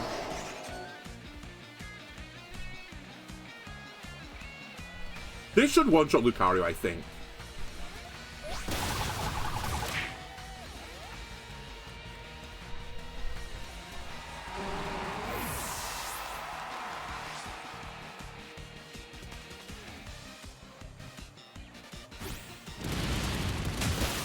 Okay, hold on. There's just a Raichu left. We know it has Protect. Now, there is a super... Okay, they actually shouldn't have forfeited. They hadn't lost that game yet. It became down to a 50-50. I had to decide whether or not they were going to attack on the turn that... The last turn of Tailwind or not. If they protected, I had to do no retreat to get a speed boost, otherwise I'd have been slower. Actually, maybe it was over, because I think it was in Shadow Sneak range, right? Yeah, maybe they were right. Maybe it was over. I can't remember what the health was, though. I thought it was a bit higher than that. Anyway, I don't know how I won this game. Like, I actually hard-trolled the opening. They didn't respect Mimikyu. Life Orb Mimikyu.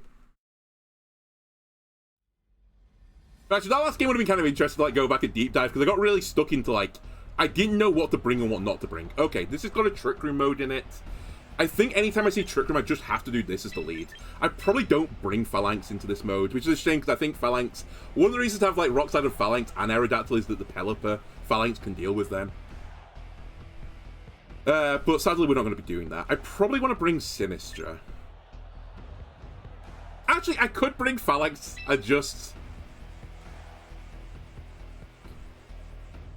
either not Mega It or Mega It and not Aerodactyl. There is that case. Then probably not insta-Mega-ing.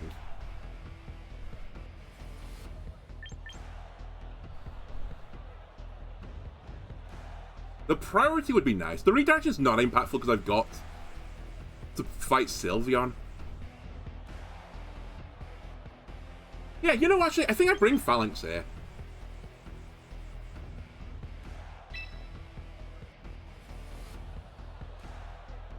Pelipper could be a bit awkward. I do own up to it. Ah, fuck it, I'll bring Mimikyu. I think Mimikyu's better. I need to take my Phalanx tinted glasses off. This is another matchup where I think the Aerodactyl, like, it's just key Aerodactyl, right? They have so many spread moves. They're probably going to bring Raichu, to be honest with you, but that's why I've got Sinistra. Frig Raichu. So I assume this is Mega Raichu, go for Trick Room? That's actually really interesting as a lead. I kind of dig this.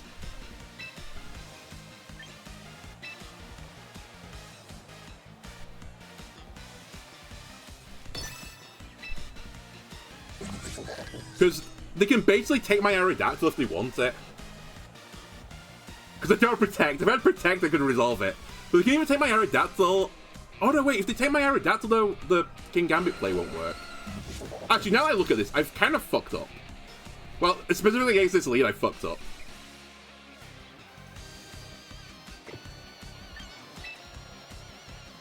I think I have to instantly swap. It's really annoying because Farigiraf is like the matchup where I wanted the Unnerve. Every game I bring Phalanx, I win. True. It is why. Though, if they do Trick Room now, it would be kind of crazy, though. With a 200 base speed Pokemon, they'd have to hard swap, and if they hard swap, then I'll hard swap.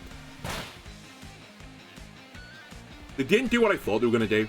Is it just Trick Room? It is. So honestly, I'm kind of okay with this.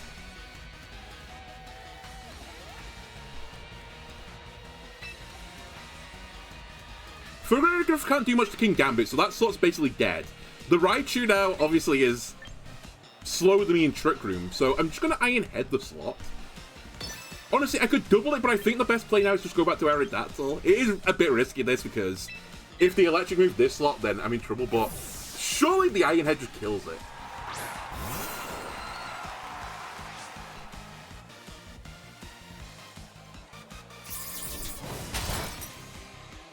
Wait, why did I Iron Head and not counter cleave? I should have counter cleaved.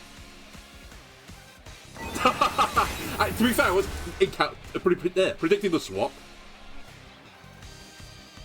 Focus Blast.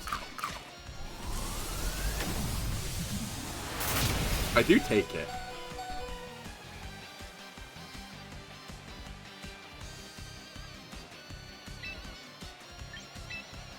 But we are wasting Trick Room turns, so like, it's not the end of the world right now.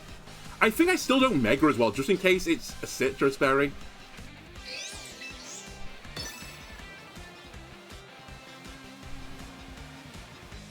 I also think the Raichu is faster than the Aerodactyl, aka Aerodactyl's quicker in Trick Room, but I could be wrong.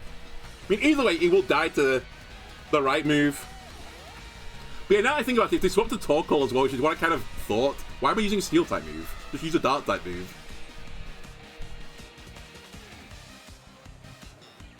Frig protects, which is fine, I don't care about the Farigiraf.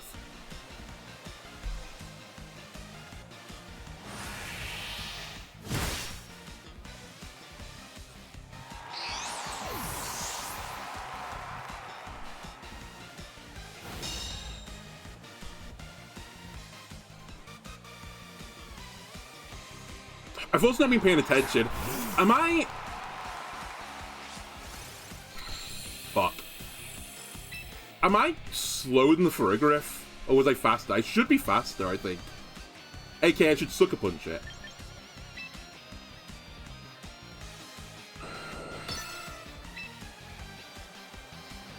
And I should Wide Guard here.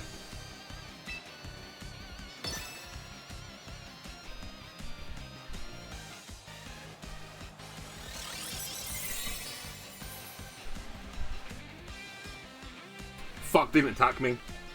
Oh, it's Tail, I'm so dumb! I forgot about it. I actually deserve to lose this game. They weather balled this slot as well, so they played around Wide Guard anyway. So it actually didn't matter, but like... You know what? Actually, it was the right play. Because if it wasn't Tail, it would have actually mattered. I think now I lose the game, though. Probably. Not definitely, but probably.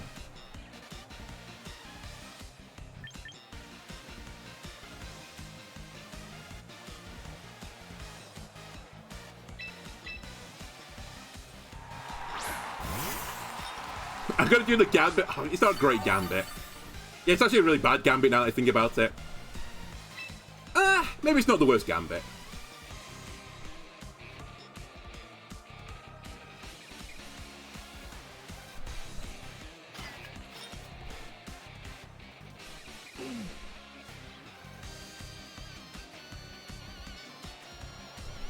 What I was gonna do is make them think I'm gonna Wide Guard, but not Wide Guard, because it's so obvious to Weather Ball this slot. I'm going to protect this slot, and I'm going to attack with this slot. And I've decided to give up on berries. I think you get a bit of special bulk in this mode, so I'm going to just Mega it. Making all the wrong decisions. I'm on a winning trend, okay?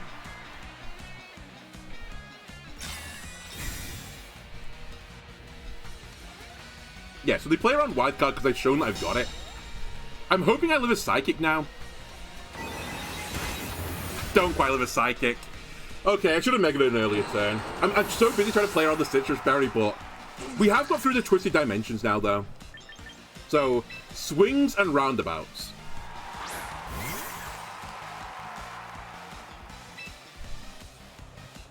There's another play I can make here as well. I could Trick Room there, Trick Room.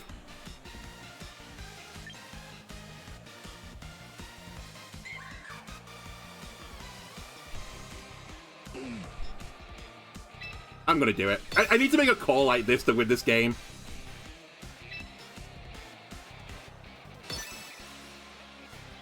So yeah, it's Protect Trick Room, which is what I thought. Like, I'm making the right plays now, but it might just not matter.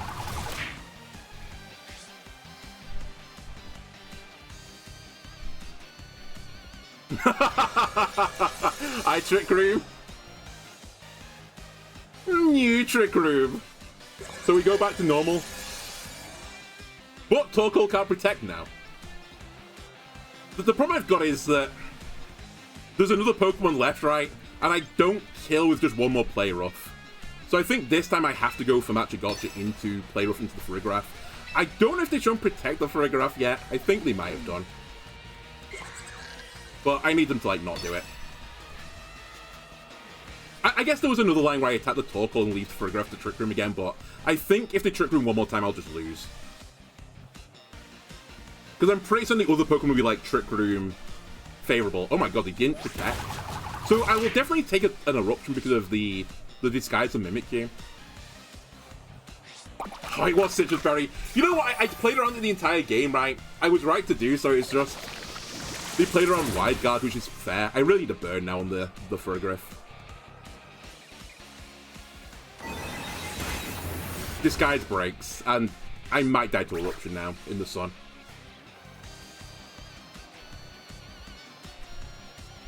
Wow, maybe they're not running Eruption.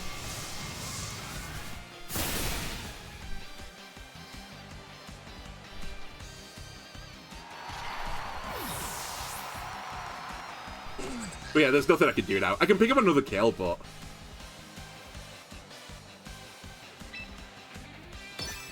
that's the last thing I can do. Or potentially pick up another kill.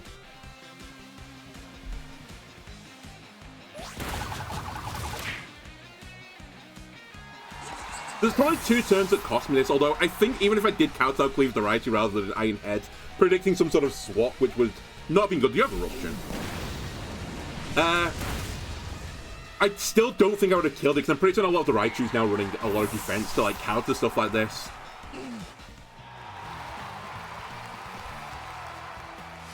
Okay, fair enough. I wasn't a million miles away there.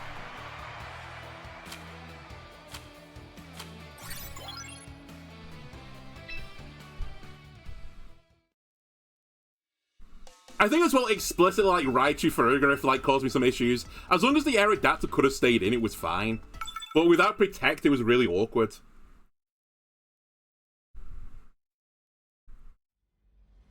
I guess that turn 1 play as well, when I think about it. I was just so, like, I just assumed they were going to take the Aerodactyl out, but actually, now that I think about it, most Aerodactyls would have Protect, so it makes kind of sense that they didn't want to attack it. Because we could have just traded 1 for 1. Though then again, I would have lost a nerve. Interesting team.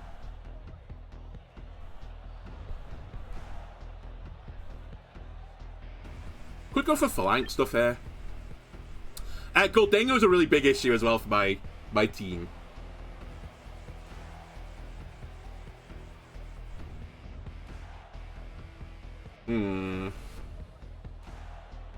Mimikyu has to come. Kingambit has to come. I could lead them, but it'd be a bit weird though.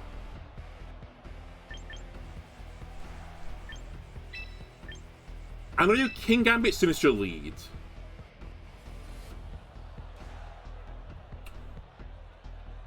I'll try and get away with Phalanx again.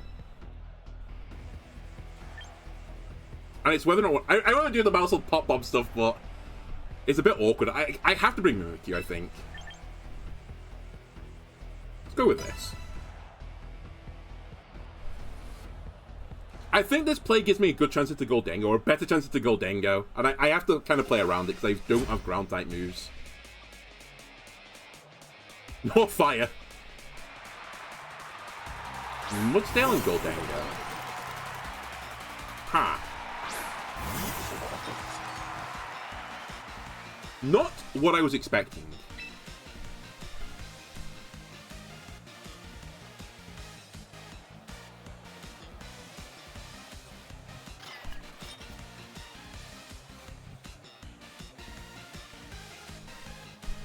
It can't be Earthquake. It has to be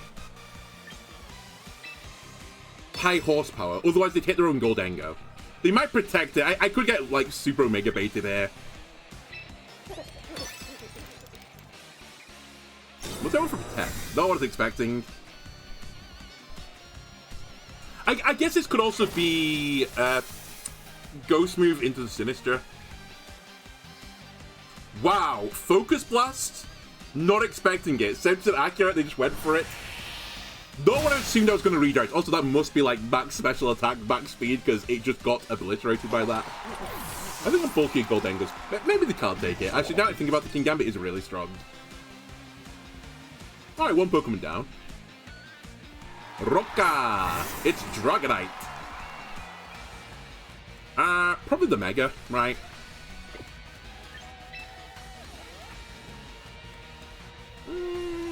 Kind of want to go into Mimikyu, but at the same time, do I need to go into Mimikyu?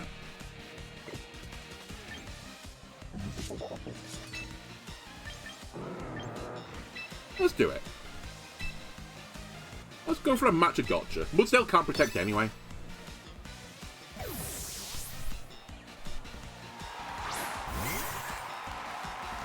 Breaks multi-scale as well. Wow, the scale shotted. It's not necessarily Mega. In fact, it almost certainly is a Mega. It's a physical attacker. Oh, you want to drop your defense, buddy? Oh my god, White Earth Dragonite. I nearly did this tech. It's probably not multi-scale. It doesn't matter, I'm going to break it, but it's probably not multi-scale. Okay, maybe it was multi-scale. It only did 3% damage. It might be an inner focus instead. Actually, to be fair, it does quadruply resist grass. Anyway, Play Rough now should do some good work. Is this Earthquake now? It is Earthquake, so they do have it. Breaks my disguise. But it doesn't do all to Sinistcha.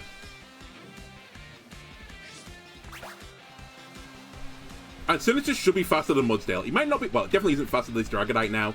But I don't know what Dragonite can do to the Mimikyu. I mean, I guess we're going to find out what it can do to the Mimikyu. Do I just Rage Powder again, or do I match a Gotcha? I really don't know what Dragonite could do to it. Like, I see Dragon Move, it probably has E-Speed, which it can't do anything with. So I kind of want to just keep attacking. Another Scale Shot, but you're just lowering your defense, right? I think the Sinisters just caused them huge headaches. Because I think it might have E-Speed or something. Although actually the E-Speed would be faster than my redirection. Actually, it's double Ghost, right?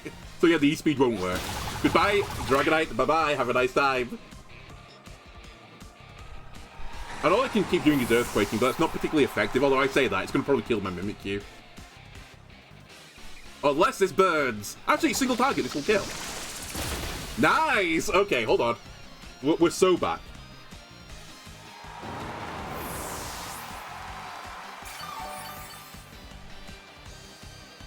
That's a horse? Yeah, it gets high horsepower. I think on high horsepower as well, I think, doesn't Snorlax get it or something like that? So speaking Snorlax is a horse. I might be wrong on this. I'm pretty certain it does, though. It's the wacky world of Pokemon. I said the other day we were running a Gyarados with Helping Hand. Yeah, high horsepower. High horsepower. You do. So Snorlax is a horse. Alright, give me one more game, at least. I really want to do this Mimikyu population bomb. I might even just lead it. Like, even if it's the wrong play, just go for it. Ghosts are really, like, scary for me, because I can't hit them. Doesn't Ursaluna? It might do. That sounds very Ursaluna-esque. Oh my god, there are no dragons. I can actually do it. We should also bring Phalanx to this game. Oh, they've got Charizard, though, which is super annoying for me. You know what? I bring Aerodactyl, then. I'll leave King Gambit behind, which is, like... Seems foolish. Wait, I didn't click mouse, I clicked Mimikyu. The only mistake. Now, I do appreciate the other downside of this. I said Garchomp's bad. If I hit the arch with this combo, it isn't very bueno, either. I actually really shouldn't do this. It's kind of like a mimic of the really strong team in the game right now, where it's like both Sun and Rain. I call it Rainbow sometimes. It's a bit awkward because I'd probably want to lead Aerodactyl Mousehold versus the Sun mode, but not versus the Rain mode. We'll go for this. If delete Charizard, though, we lose. Turn 1, lose. But it's fine. Rank's just a number. Actually, now I think about it, it's not very good here at all. Because if you lead Arch, it's going to be a bit awkward for me as well. It's Charizard Venusaur, it's the worst case scenario.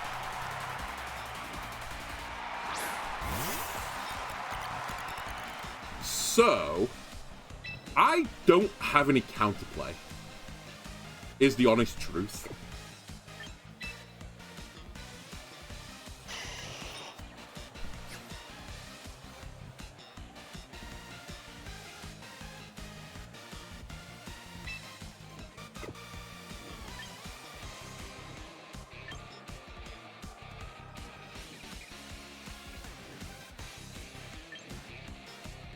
So, I think what I need to do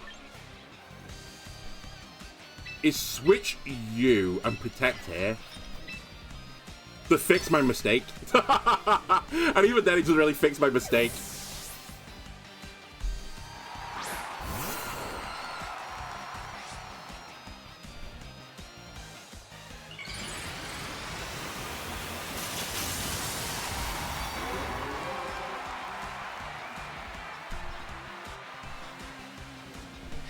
It shouldn't sleep out of this slot because I was a grass type.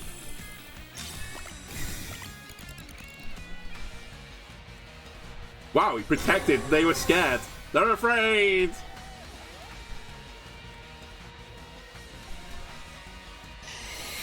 Who have you attacked with Solar Beam? Mousehold, perfect. Okay. So now I've caused them a problem. I can either Tailwind or Rock Slide. I was going to Tailwind, but now I'm very tempted to Rock Slide.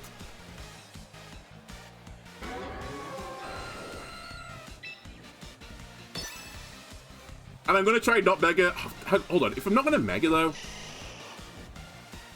I'm going to set up Tailwind. Phalanx is going to win this game for me, okay? We're going to Tailwind... And I need to redirect still, so good... I really want to do the tidy up Pop Bomb thing, but I can't. Charizard swaps, which is my other thought about this process, is Arcaladon. I'm inside the brain, Charles. So I'm going to assume it's Sleep Powder. I could be wrong. Bullet Seed? What? Physical... Oh, the Bullet Seeding the Arch is the Grand Plan. Wow, that's crazy. Actually, full-on crazies. Oh my god, I can Pop Bomb them. It's Life Orb Venusaur? Oh my god. So many crazy things happening right now. Alright. So I think I'm faster than Venusaur.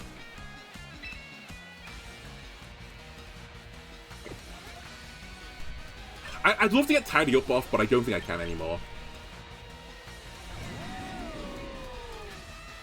I'm gonna go to Sinister again to get a heal up. And I'm just gonna Pop Bomb the Venusaur. We're gonna see what happens. We're gonna see what sticks.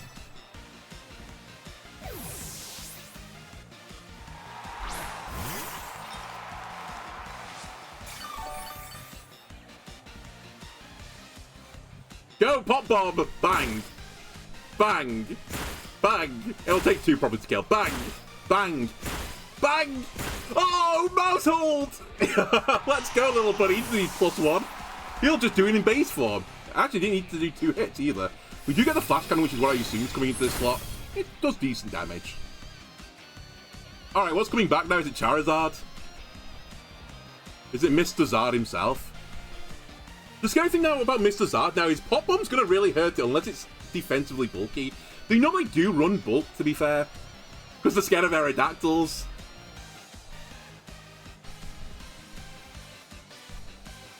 But yeah, without Tailwind, this Mousehold could cause some issues. It's Politoed, so they can Electroshot now. But I'm here to tell you, buddy, I'm not that scared of a Politoed. And I think we just try and kill it.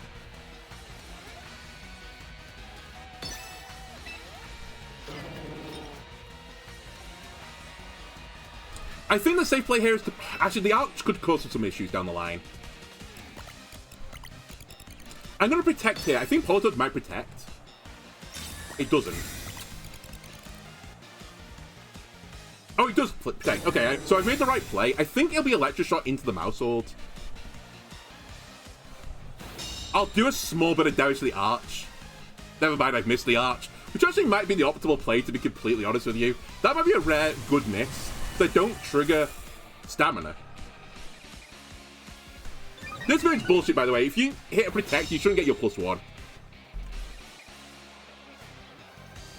How many turns of Tailwind? 1. Balls. I really need to get Phalanx into the game in front of Arcaladon. To be fair, I don't think Arcaladon could do too much anyway.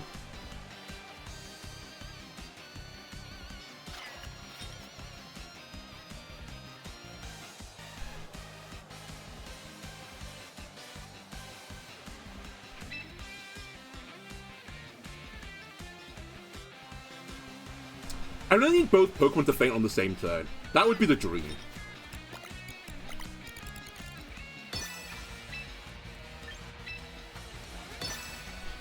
Because I would love to Tailwind with my Aerodactyl again, and then just start attacking with the Phalanx.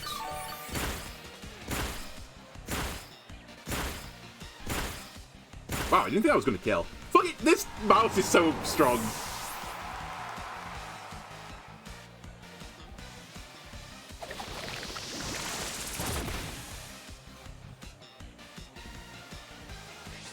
So it triggers stamina, but they have to go into Sun mode now. Because they have to bring Charizard back in. So they get to +2. Which is obviously really scary.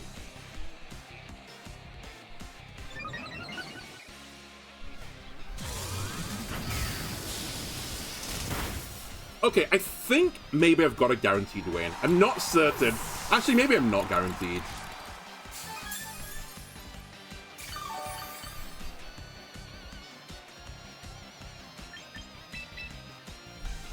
I actually think attacking this thing may have costed me, because I think I could have one-shot it with close combat.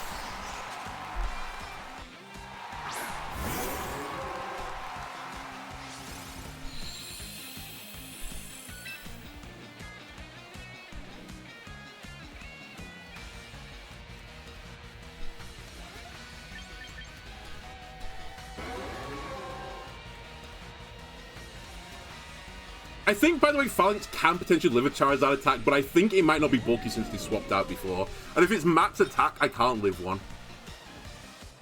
Oh, max special.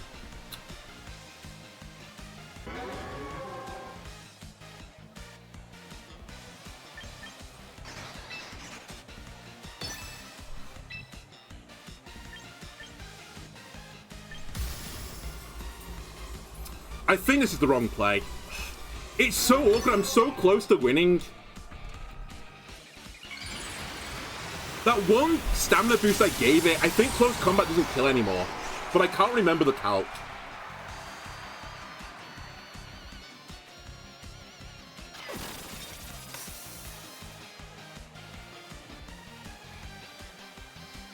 Okay, I pulled the weather ball, which is actually the dream. I was worried about Heat Wave killing Sinistcha as well, then not redirecting the beam attack. Our Paladin shouldn't be able to kill me in one hit, I think, with any of his attacks. They also get a flinch if we're lucky.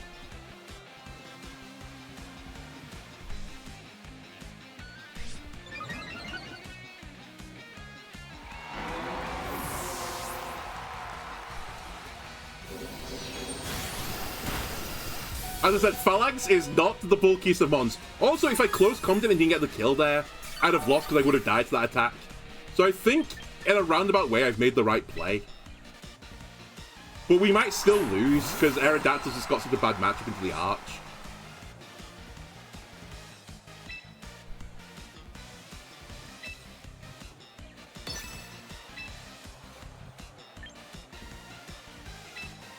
And I can't realistically no retreat, otherwise I'll lose.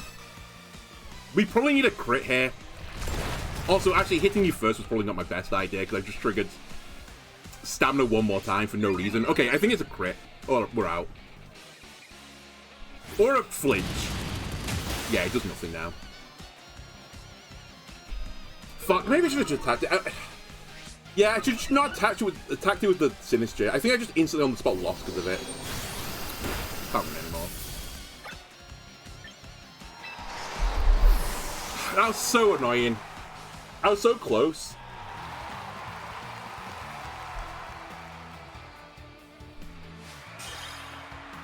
To be fair, my team is just physical attackers in the teacup, so Arch Caledon needs a bit of a problem. My win condition is just to hit it with a close combat before I sturdy it, but like as soon as I sturdy it one time, then a close combat would have dropped my special and I would have just died to one hit. So I think there was actually no way of me winning. I shouldn't have matched gotcha. I should have rage powdered it or just anything. Just not attack the Arch. Just never attack the Arch, I think, with this team. I kind of did a loss. Give me one more. Give me one more chance to redeem myself. Oh, I played it so well as well until that point.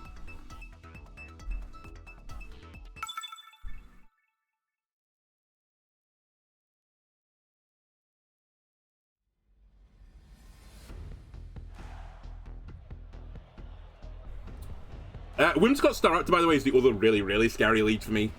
Whimsicott's a big problem because if I no retreat in front of Whimsicott and it encores me, I have to struggle.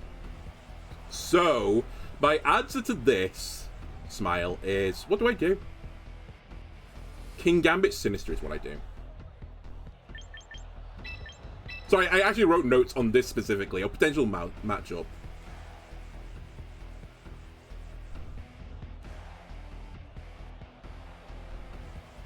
Wait, oh yeah, this is it.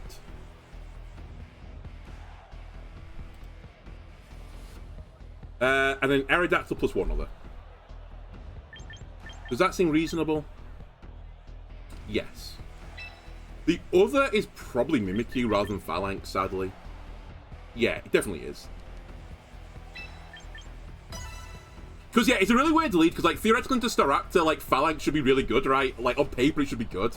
Because it'll trigger Defiant, but the problem is, when it Mega Evolves, it becomes flying fighting, and that typing is really awkward for Phalanx to do any damage to it.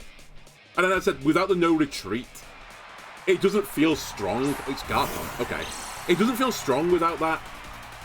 And then you get caught in a really awkward situation of... You can win the matchup, but it becomes like a guessing game. Whereas this becomes less of a guessing game. So I assume they're going to just Tailwind Earthquake, which is not very bueno, actually.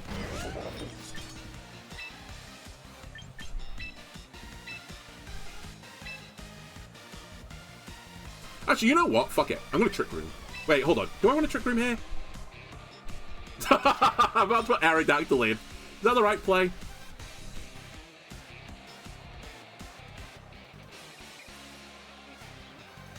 Sure. Whimsicott's always push Tailwind. They can't help it. Prankster Tailwind is so tempting.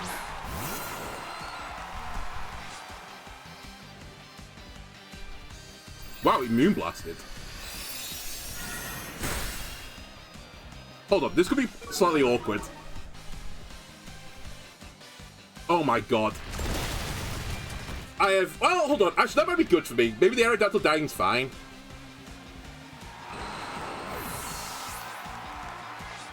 So life up Garchomp. But yeah, I'm going to Trick Room now. But my fast Aerodactyl's dead, so... You know, swings and roundabouts. And I feel like my Mimikyu is good into, like, almost all of their Pokemon. So I can just go into Mimikyu now.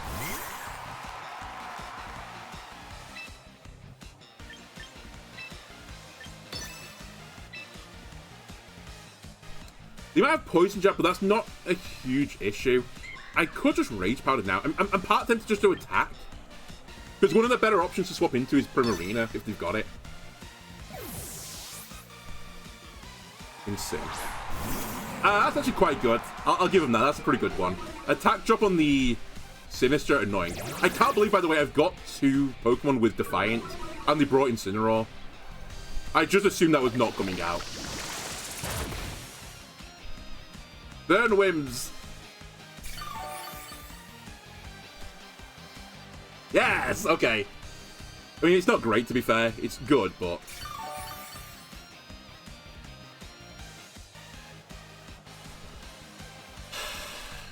Come on, Gabe.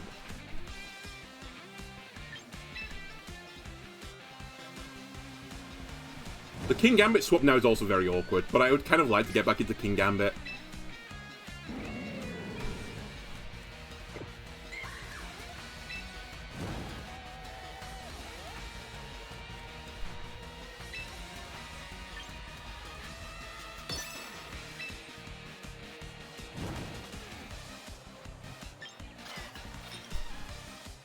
Do I Rage Powder here?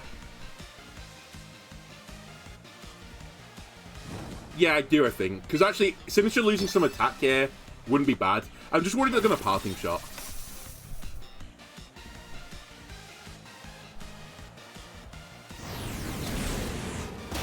That's fine. Also acceptable.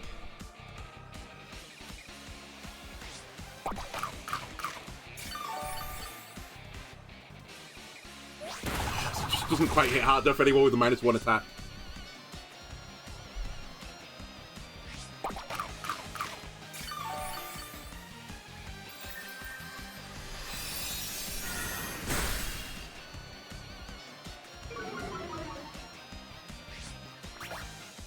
Wait, why did that not go into the teacup?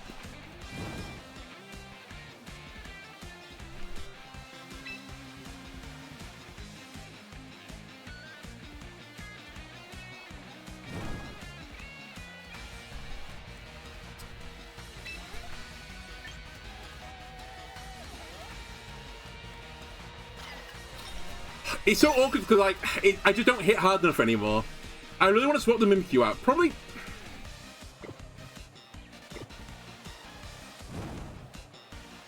I'm just considering if the optimal play is to swap Mimikyu out to reset the stat drop. And then swap to King Gambit. But I think if I ever do that, they're doubling the slot for it. So I think I just have to keep doing this. It's just a horrible matchup again.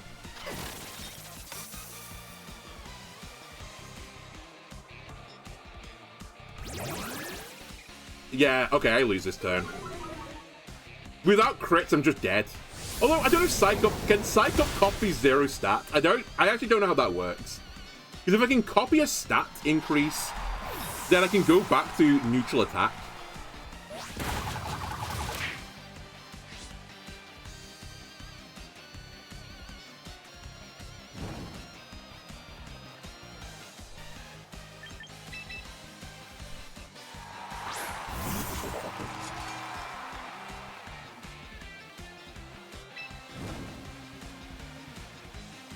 But yeah, Incineroar, I just can't believe they brought it into King Gambit. And Phalanx. I was just so shocked. I guess I should have brought Phalanx.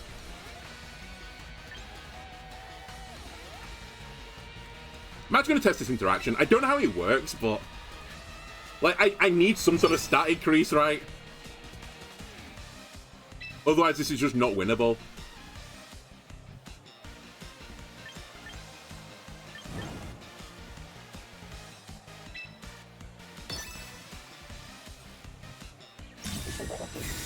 But I don't think it works. I don't think it will copy 0-0. I'm pretty certain you have to have a stat. Like, it has to be a number. Oh my god, it does work. Okay, we're back to neutrality then. Okay, hold on. We're so back. We're actually not, but we're so back.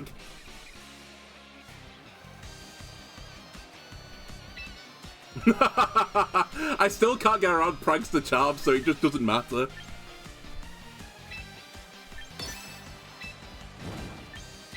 I need this to be a kill. You know, on the... I guess it was safe. I think they were worried about me swapping... No, it wasn't ever a swapping to King Gambit situation. That was never the issue. I don't know. Alright. Flare Blitz into the Gambit. Do you take it, buddy? You do, but... okay, I finally dealt with Incineroar. Can Mimikyu win this game for me on its own? Can Mimikyu hit the play rough? It's not the most impactful one, to be fair. Although it is quite annoying.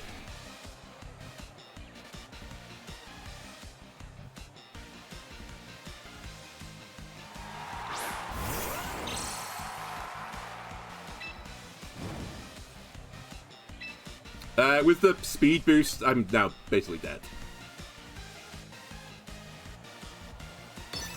I need them to not Earthquake here, but it's basically guaranteed win if the Earthquake.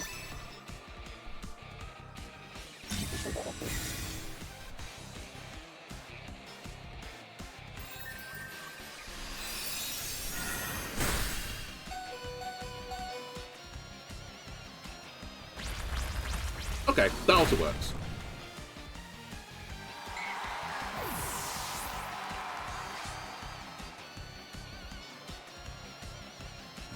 Although, it was actually... apparently it wasn't risky. I don't know how much Sucker Punch would have done to Whimsicott, but... yeah, it probably didn't matter. Because I could only kill Garchomp with Mimikyu. Show interest. I don't know if they're going to attack, but I want to know what she would have done.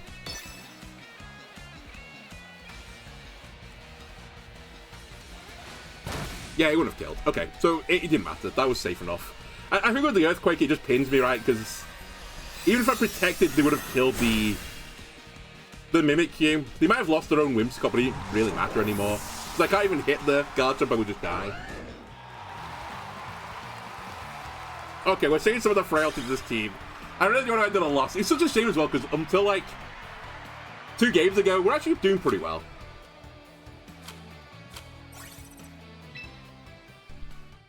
Alright, win or lose, I'll call this as the last one.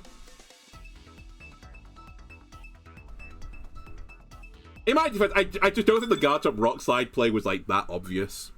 I guess they want to Earthquake because they want to hit their own Whimsicott, I suppose. I feel like a lot of Garchomps I see just fucking rip it. Okay, it's very rainy. Against very rainy, I probably need to bring by Phalanx because otherwise I can't beat the Arcaladon. So you're coming. I'm probably also bringing Mimikyu.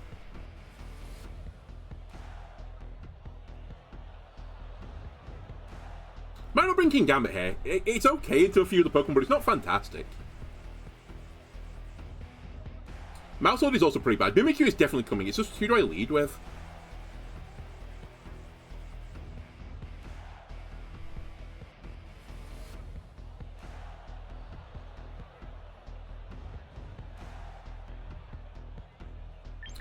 I think I do this lead. It's a bit awkward again, though. Yeah, I'll go for this lead. Mimikyu is definitely coming. It's just who do I bring on top of that? It's probably Sinister again, but I don't love it. King Gambit's not bad. The problem is I don't want to get a matchup with King Gambit versus the Arch because I'll lose it without low kick. I probably should actually put low kick on the King Gambit. Maybe the Protect Gambit's just not worth it with this matchup. It's definitely not Mouse. Sinister's tempting because it's good into the Swampert, but I can deal with Swampert other ways. I think I'll bring it. I think it's a toss-up. The other problem is if I bring the Teacup, I think my damage is quite lacking. Which is a bit of a damning indictment of Mimikyu that I don't really treat it as like big damage.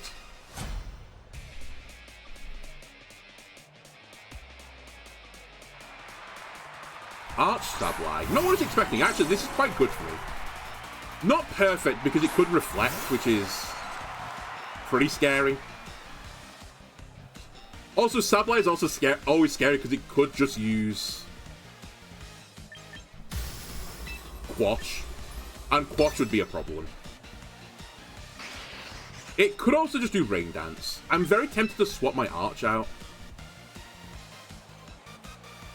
And by Arch, I mean my Aerodactyl out. Because I think it's really susceptible right now. Let's go to Mimikyu.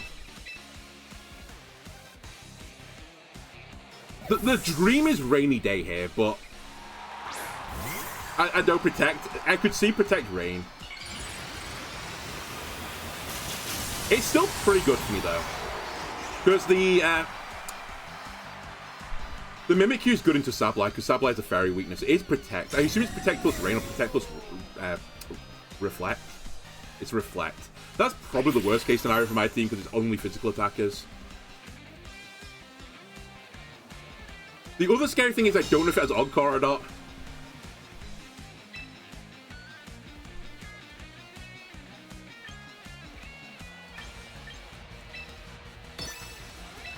We're about to find out. This actually might be the Psych-Up play as well. We'll see.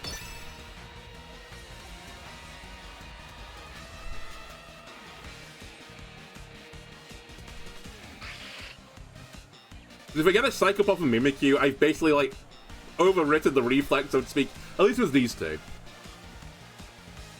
I know it's not quite the way that works, but, like, it's there or thereabouts. Like a 50% damage boost on both of them.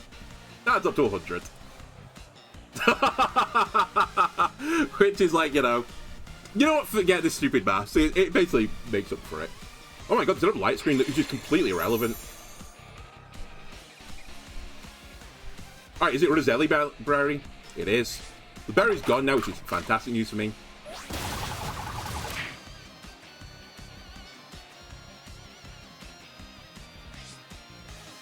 I am a little bit concerned now this is Quash. Because Quash would ruin my day.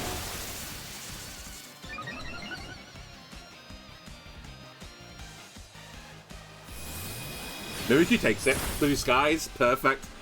The crit doesn't matter, funnily enough. When I'm taking 1-8 set.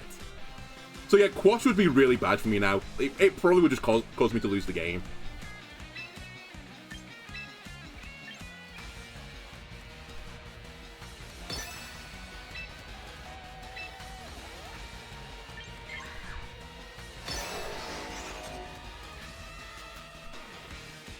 Not into that slot, though. Hold on. We have a chance here. I don't know if this is going to kill. I think it will do.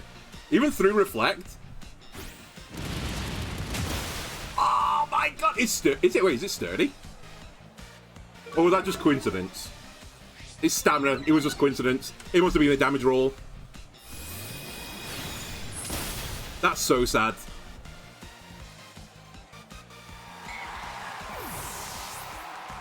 That's how we lose this game, by the way.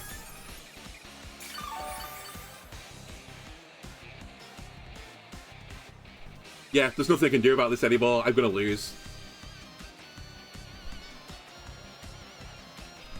That's sickening. Just to leave it on 1%. I was so certain as well I got it.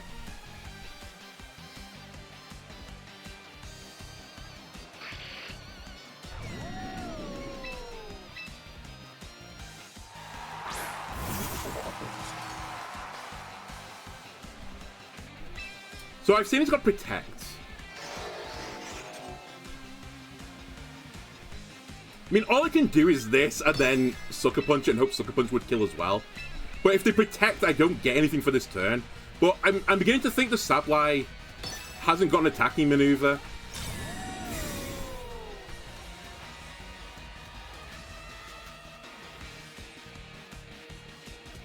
Rain.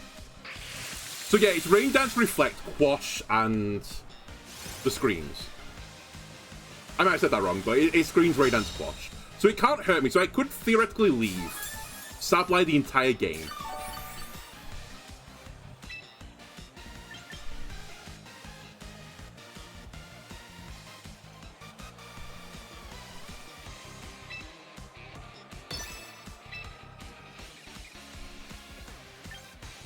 Now, they can't quash this guy, though.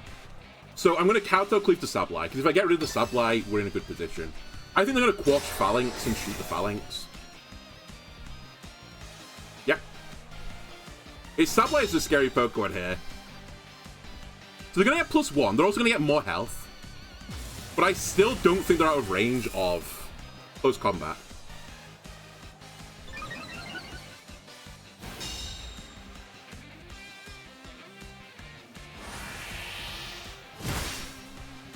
This fucking Pokemon. I swear. I can't retreat either. So, you know. I guess Double Protect is the right play. I'm certain now Sucker Punch won't kill the Archaludon.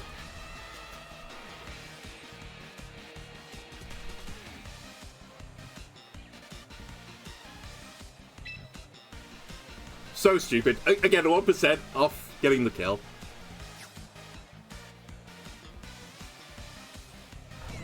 Yeah, it's a Double Protect. 33% chance I have of winning the game. As soon as this Sableye goes, I can win the game. I got the Double Protect. I'd be so annoyed if it was my opponent. I mean, it was my only out, right? I'm certain Electro Shot would have killed me. We're still not out of the woods yet, but my Phalanx is faster than their Pokemon. I think it'll be faster than Caliper as well, unless it's Choice Scarf, which is a bit unusual. The Demon is dead. We're also, like, working through Reflect turns. And it's not Light Clay, because we saw the Roselli Berry. Yep, Light Screen's gone. In fact, Reflect must have also gone, so we're definitely going to kill this thing if we hit it again.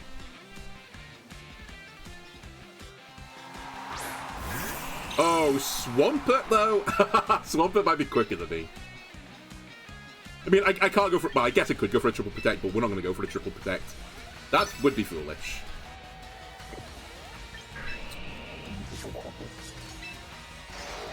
I've got to do all of this, and Swampert is still going to get me, potentially.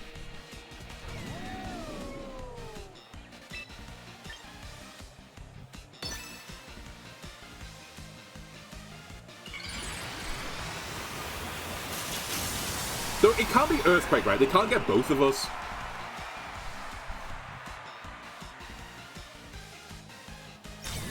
You know what? I'm dumb.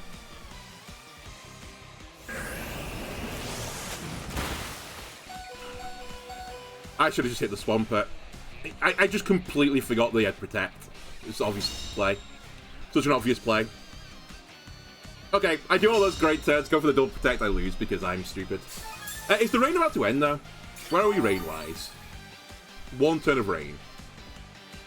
Okay, we Double Protect then. Not over yet, it's not over.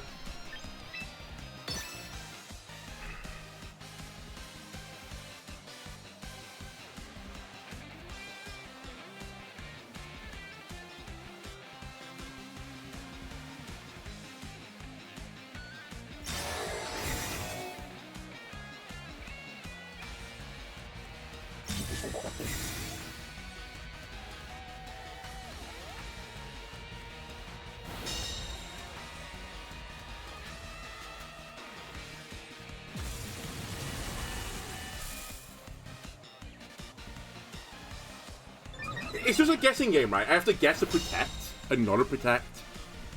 So the rain's gone, so now Phalanx is the fastest Pokemon in the field. I could also stop playing the guessing game. The amount of Aquajet as well, which I think it gets. If it gets Aquajet and Aquajet to me, so be it. It's not what they normally run. I think at this point, I just kill the Swampert instead.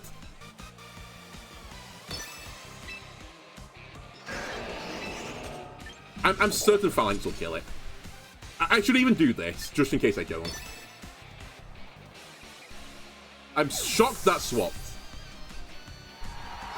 Oh my god, they got the rain back. Still, I've doubled it up. Phalanx honestly is taking so much aggro this game, it's crazy. But I'm gonna get into that game state I was in before where... Didn't even kill. I'm gonna get stuck in this game state I was in before where how do I fucking kill the arch again?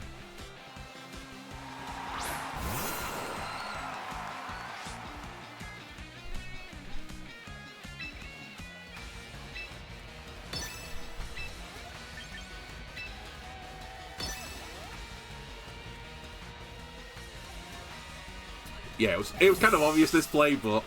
So they need to kill King Gambit to stand a chance of winning. Does this also reset stamina? Although I'm going to give it a stamina boost again now.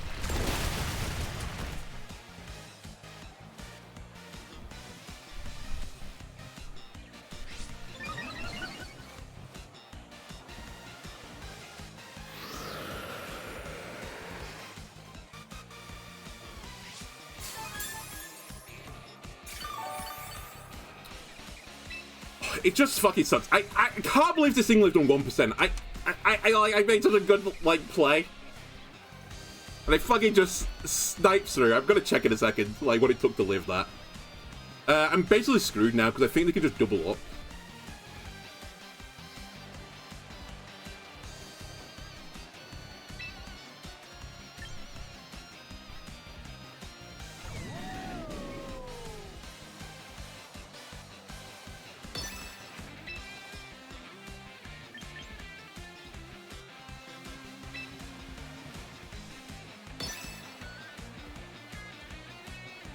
Okay, well I split my attack here.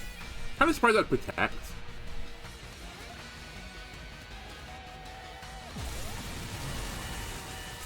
Like, my logic is the Pelipper's not that scary. It kind of is, but it can't really hurt the King Gambit. The King Gambit's the issue here.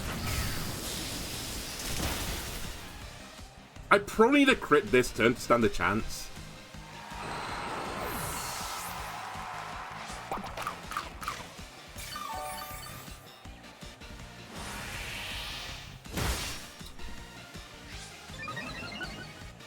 I just can't get through the arch. It's too bulky. They're definitely protecting this turn.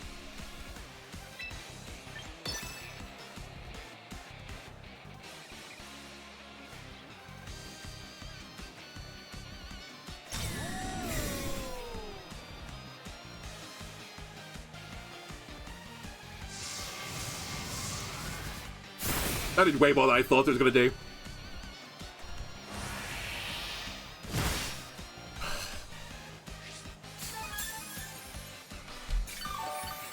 Such a bulky bird. Okay, there's probably no win condition anymore for me. The win condition is Sucker Punch kills Arcaladon, but it'll require a crit. I doubt Pelipper's going to attack me this turn, but I think they're both free to attack me.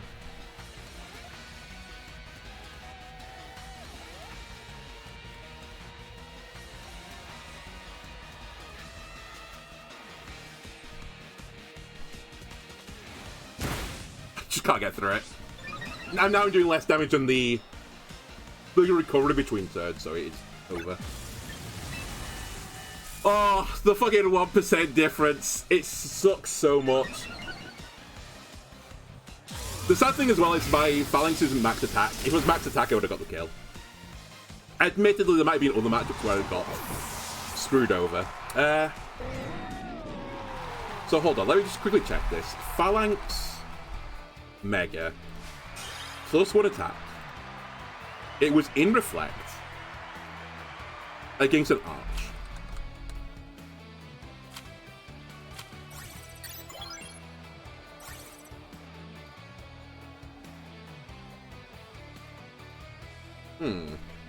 Wait, have I got a calc wrong here?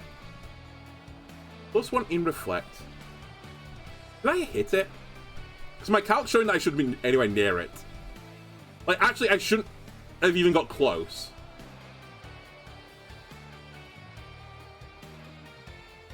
What?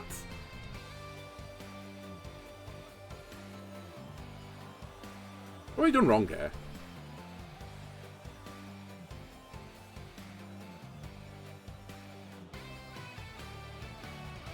Defiant wasn't on. I'm adamant. Phalanx Mega. Did I forget something? Did I hit it with the Mimikyu before it? Can I see my replay? Yeah, I've done the stat boost as well. So what I'm looking at right now is +1 my Mega Phalanx. Should have left it 78 to 93 through Reflect. But that's not what happened. I left it on 1. I must have hit it with something else.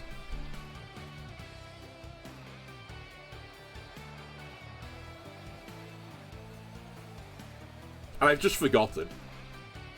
Because I'm looking at min defense, well, not minimum, but like, no defense investment, modest Arcalodon. And it doesn't leave it on 1%. It didn't have Reflect. It reflected turn 1. It definitely had Reflect. Because without Reflect, it guarantees kills. I had to hit it with something else. I just can't remember. And I can't be bothered to scroll the stream back for this. But I might do it. I might relearn my own stream on my own desktop just because I'm confused. Right. Can I actually do this? I've never tried to do this before. Can I actually do this? You should be able to hear me twice now. Let me mute myself. Actually, how do I even do this? Click here. Click this so I get the VOD version. Then probably get an advert.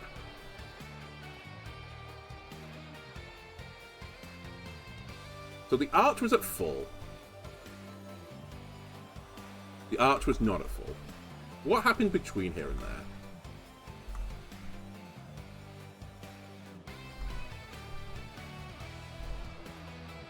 Can't believe I left it on 1.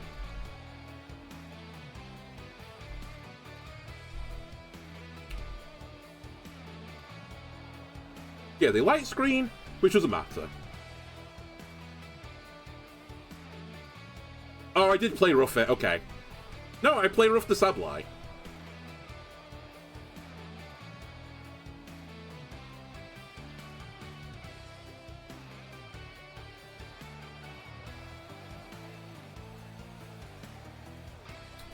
Wrong turn, good.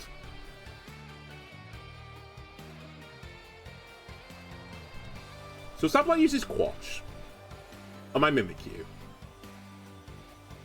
Then I close combat it. Yeah, it was at 100 health. Did I crit it?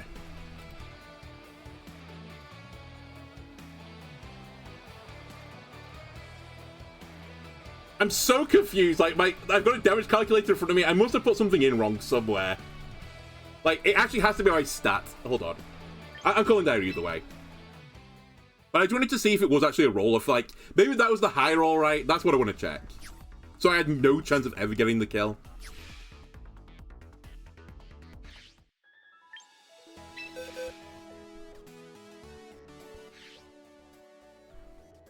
Right.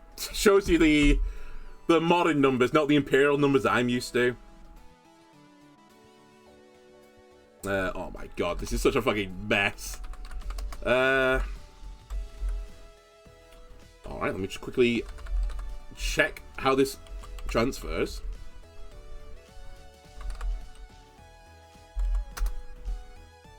Sorry, YouTube, I should really edit this out, but I'm not going to. So you have to put up with it. Phalanx. Okay, compared to this. So, 154 is my attack stat. 154 is my attack stat. How did I...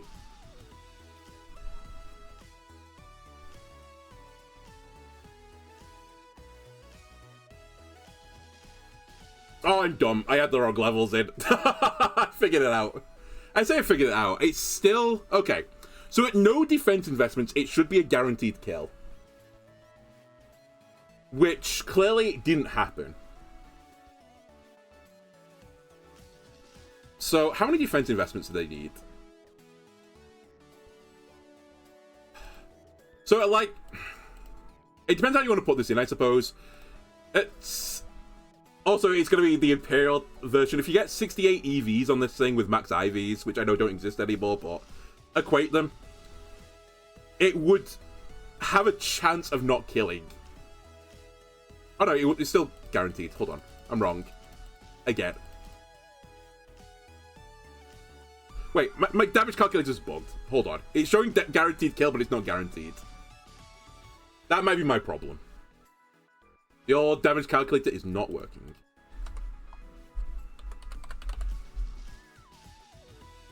Alright, let me open it in a different page. Reflect. Arcaladon. 68 defense points on it. 50. And +1. So yeah, guaranteed. Oh no, not guaranteed. There you go.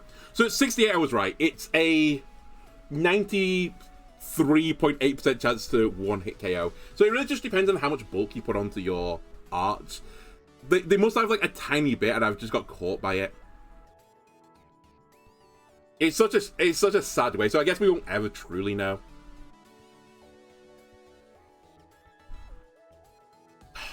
It just sucks. It just sucks. It's that simple. Anyway. That'll do for this team, I guess. My overall report, Phalanx had some good moments, right? But I just can't help but think there are better Pokemon. I think the issue is that... one of many issues is that, like, it kind of does a similar thing to King Gambit. I could even run a fighting type move in King Gambit. And the attack stat here with, like, the investment... I know this is base form is 205. And here it's, like, 154. With, like, the Mega Evolution, you probably get, like... I actually can't remember exactly how much you get, but like 30 or so points, so you're probably only going to be like around 180 when you Mega, maybe. There or thereabouts. So like it's sort of comparable, but like King Gambit's typing is just like a little bit better. Also, the no retreat does become like problematic. Like in that game, if I could have swapped out and back in again, it would have been like very ideal for me, but I couldn't. You can also do like these tricks, like I've seen people doing weird skill swap Intimidate onto an opponent, and then you Intimidate yourself to trigger Defiant.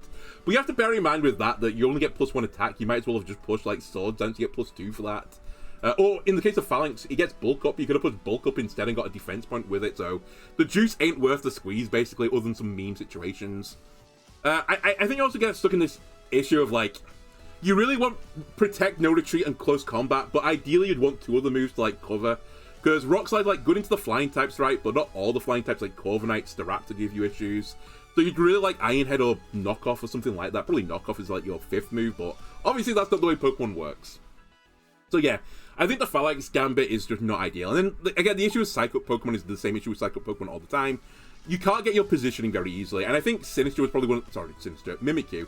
Mimikyu was probably one of the better Pokemon placed to do this setup, and I never did it. The only time I psyched up, I copied 0-0 in stat line, and then went on to lose.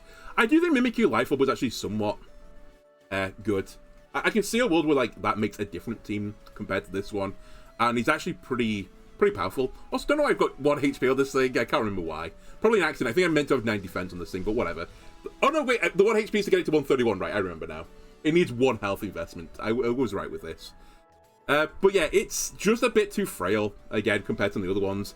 It's just like Mimikyu and... Not Mimikyu. Oh my god, brain. Whimsicott and Friends is just so hard to beat, and like the Rain Sun team with Charizard and the Art's just so hard to beat. Like, the Pokemon that have got it right now are just so hard to overcome with, like, the others. But yeah... Again, if I put like 1 more stat investment into the attack there, maybe get the kill. So perhaps you just run your Mimikyu with like max attack, max health, and just don't ever get hit by a special attack, redirect the special attacks, and then go from there. Maybe that would have been a better line, but yeah, it was, it was close. We didn't really get to do the Mousehole tidy up population bomb strategy the entire day, which was a shame. It was a bit unfortunate. We fought a lot of ghosts early on and a few steel types later on. I think Population Bomb Mousehole is like actually really frightening, possibly underutilized in the game, although I think that the usage is rising. It really does like absolutely obliterate Pokemon if you're not prepared for it. King Gambit, always strong. I really wish I could have run Sword Dance on this set, but again, it's another Pokemon where it would be nice to have 5 moves, but this Pokemon would be completely broken with 5. Possibly Drop Protect would have been a better play for me, and have Sword Dance, or even Low Kick actually. I think Low Kick could have gone far, because there are a few times where I did want another coverage move. I didn't have it. I think the Sinister set was fine.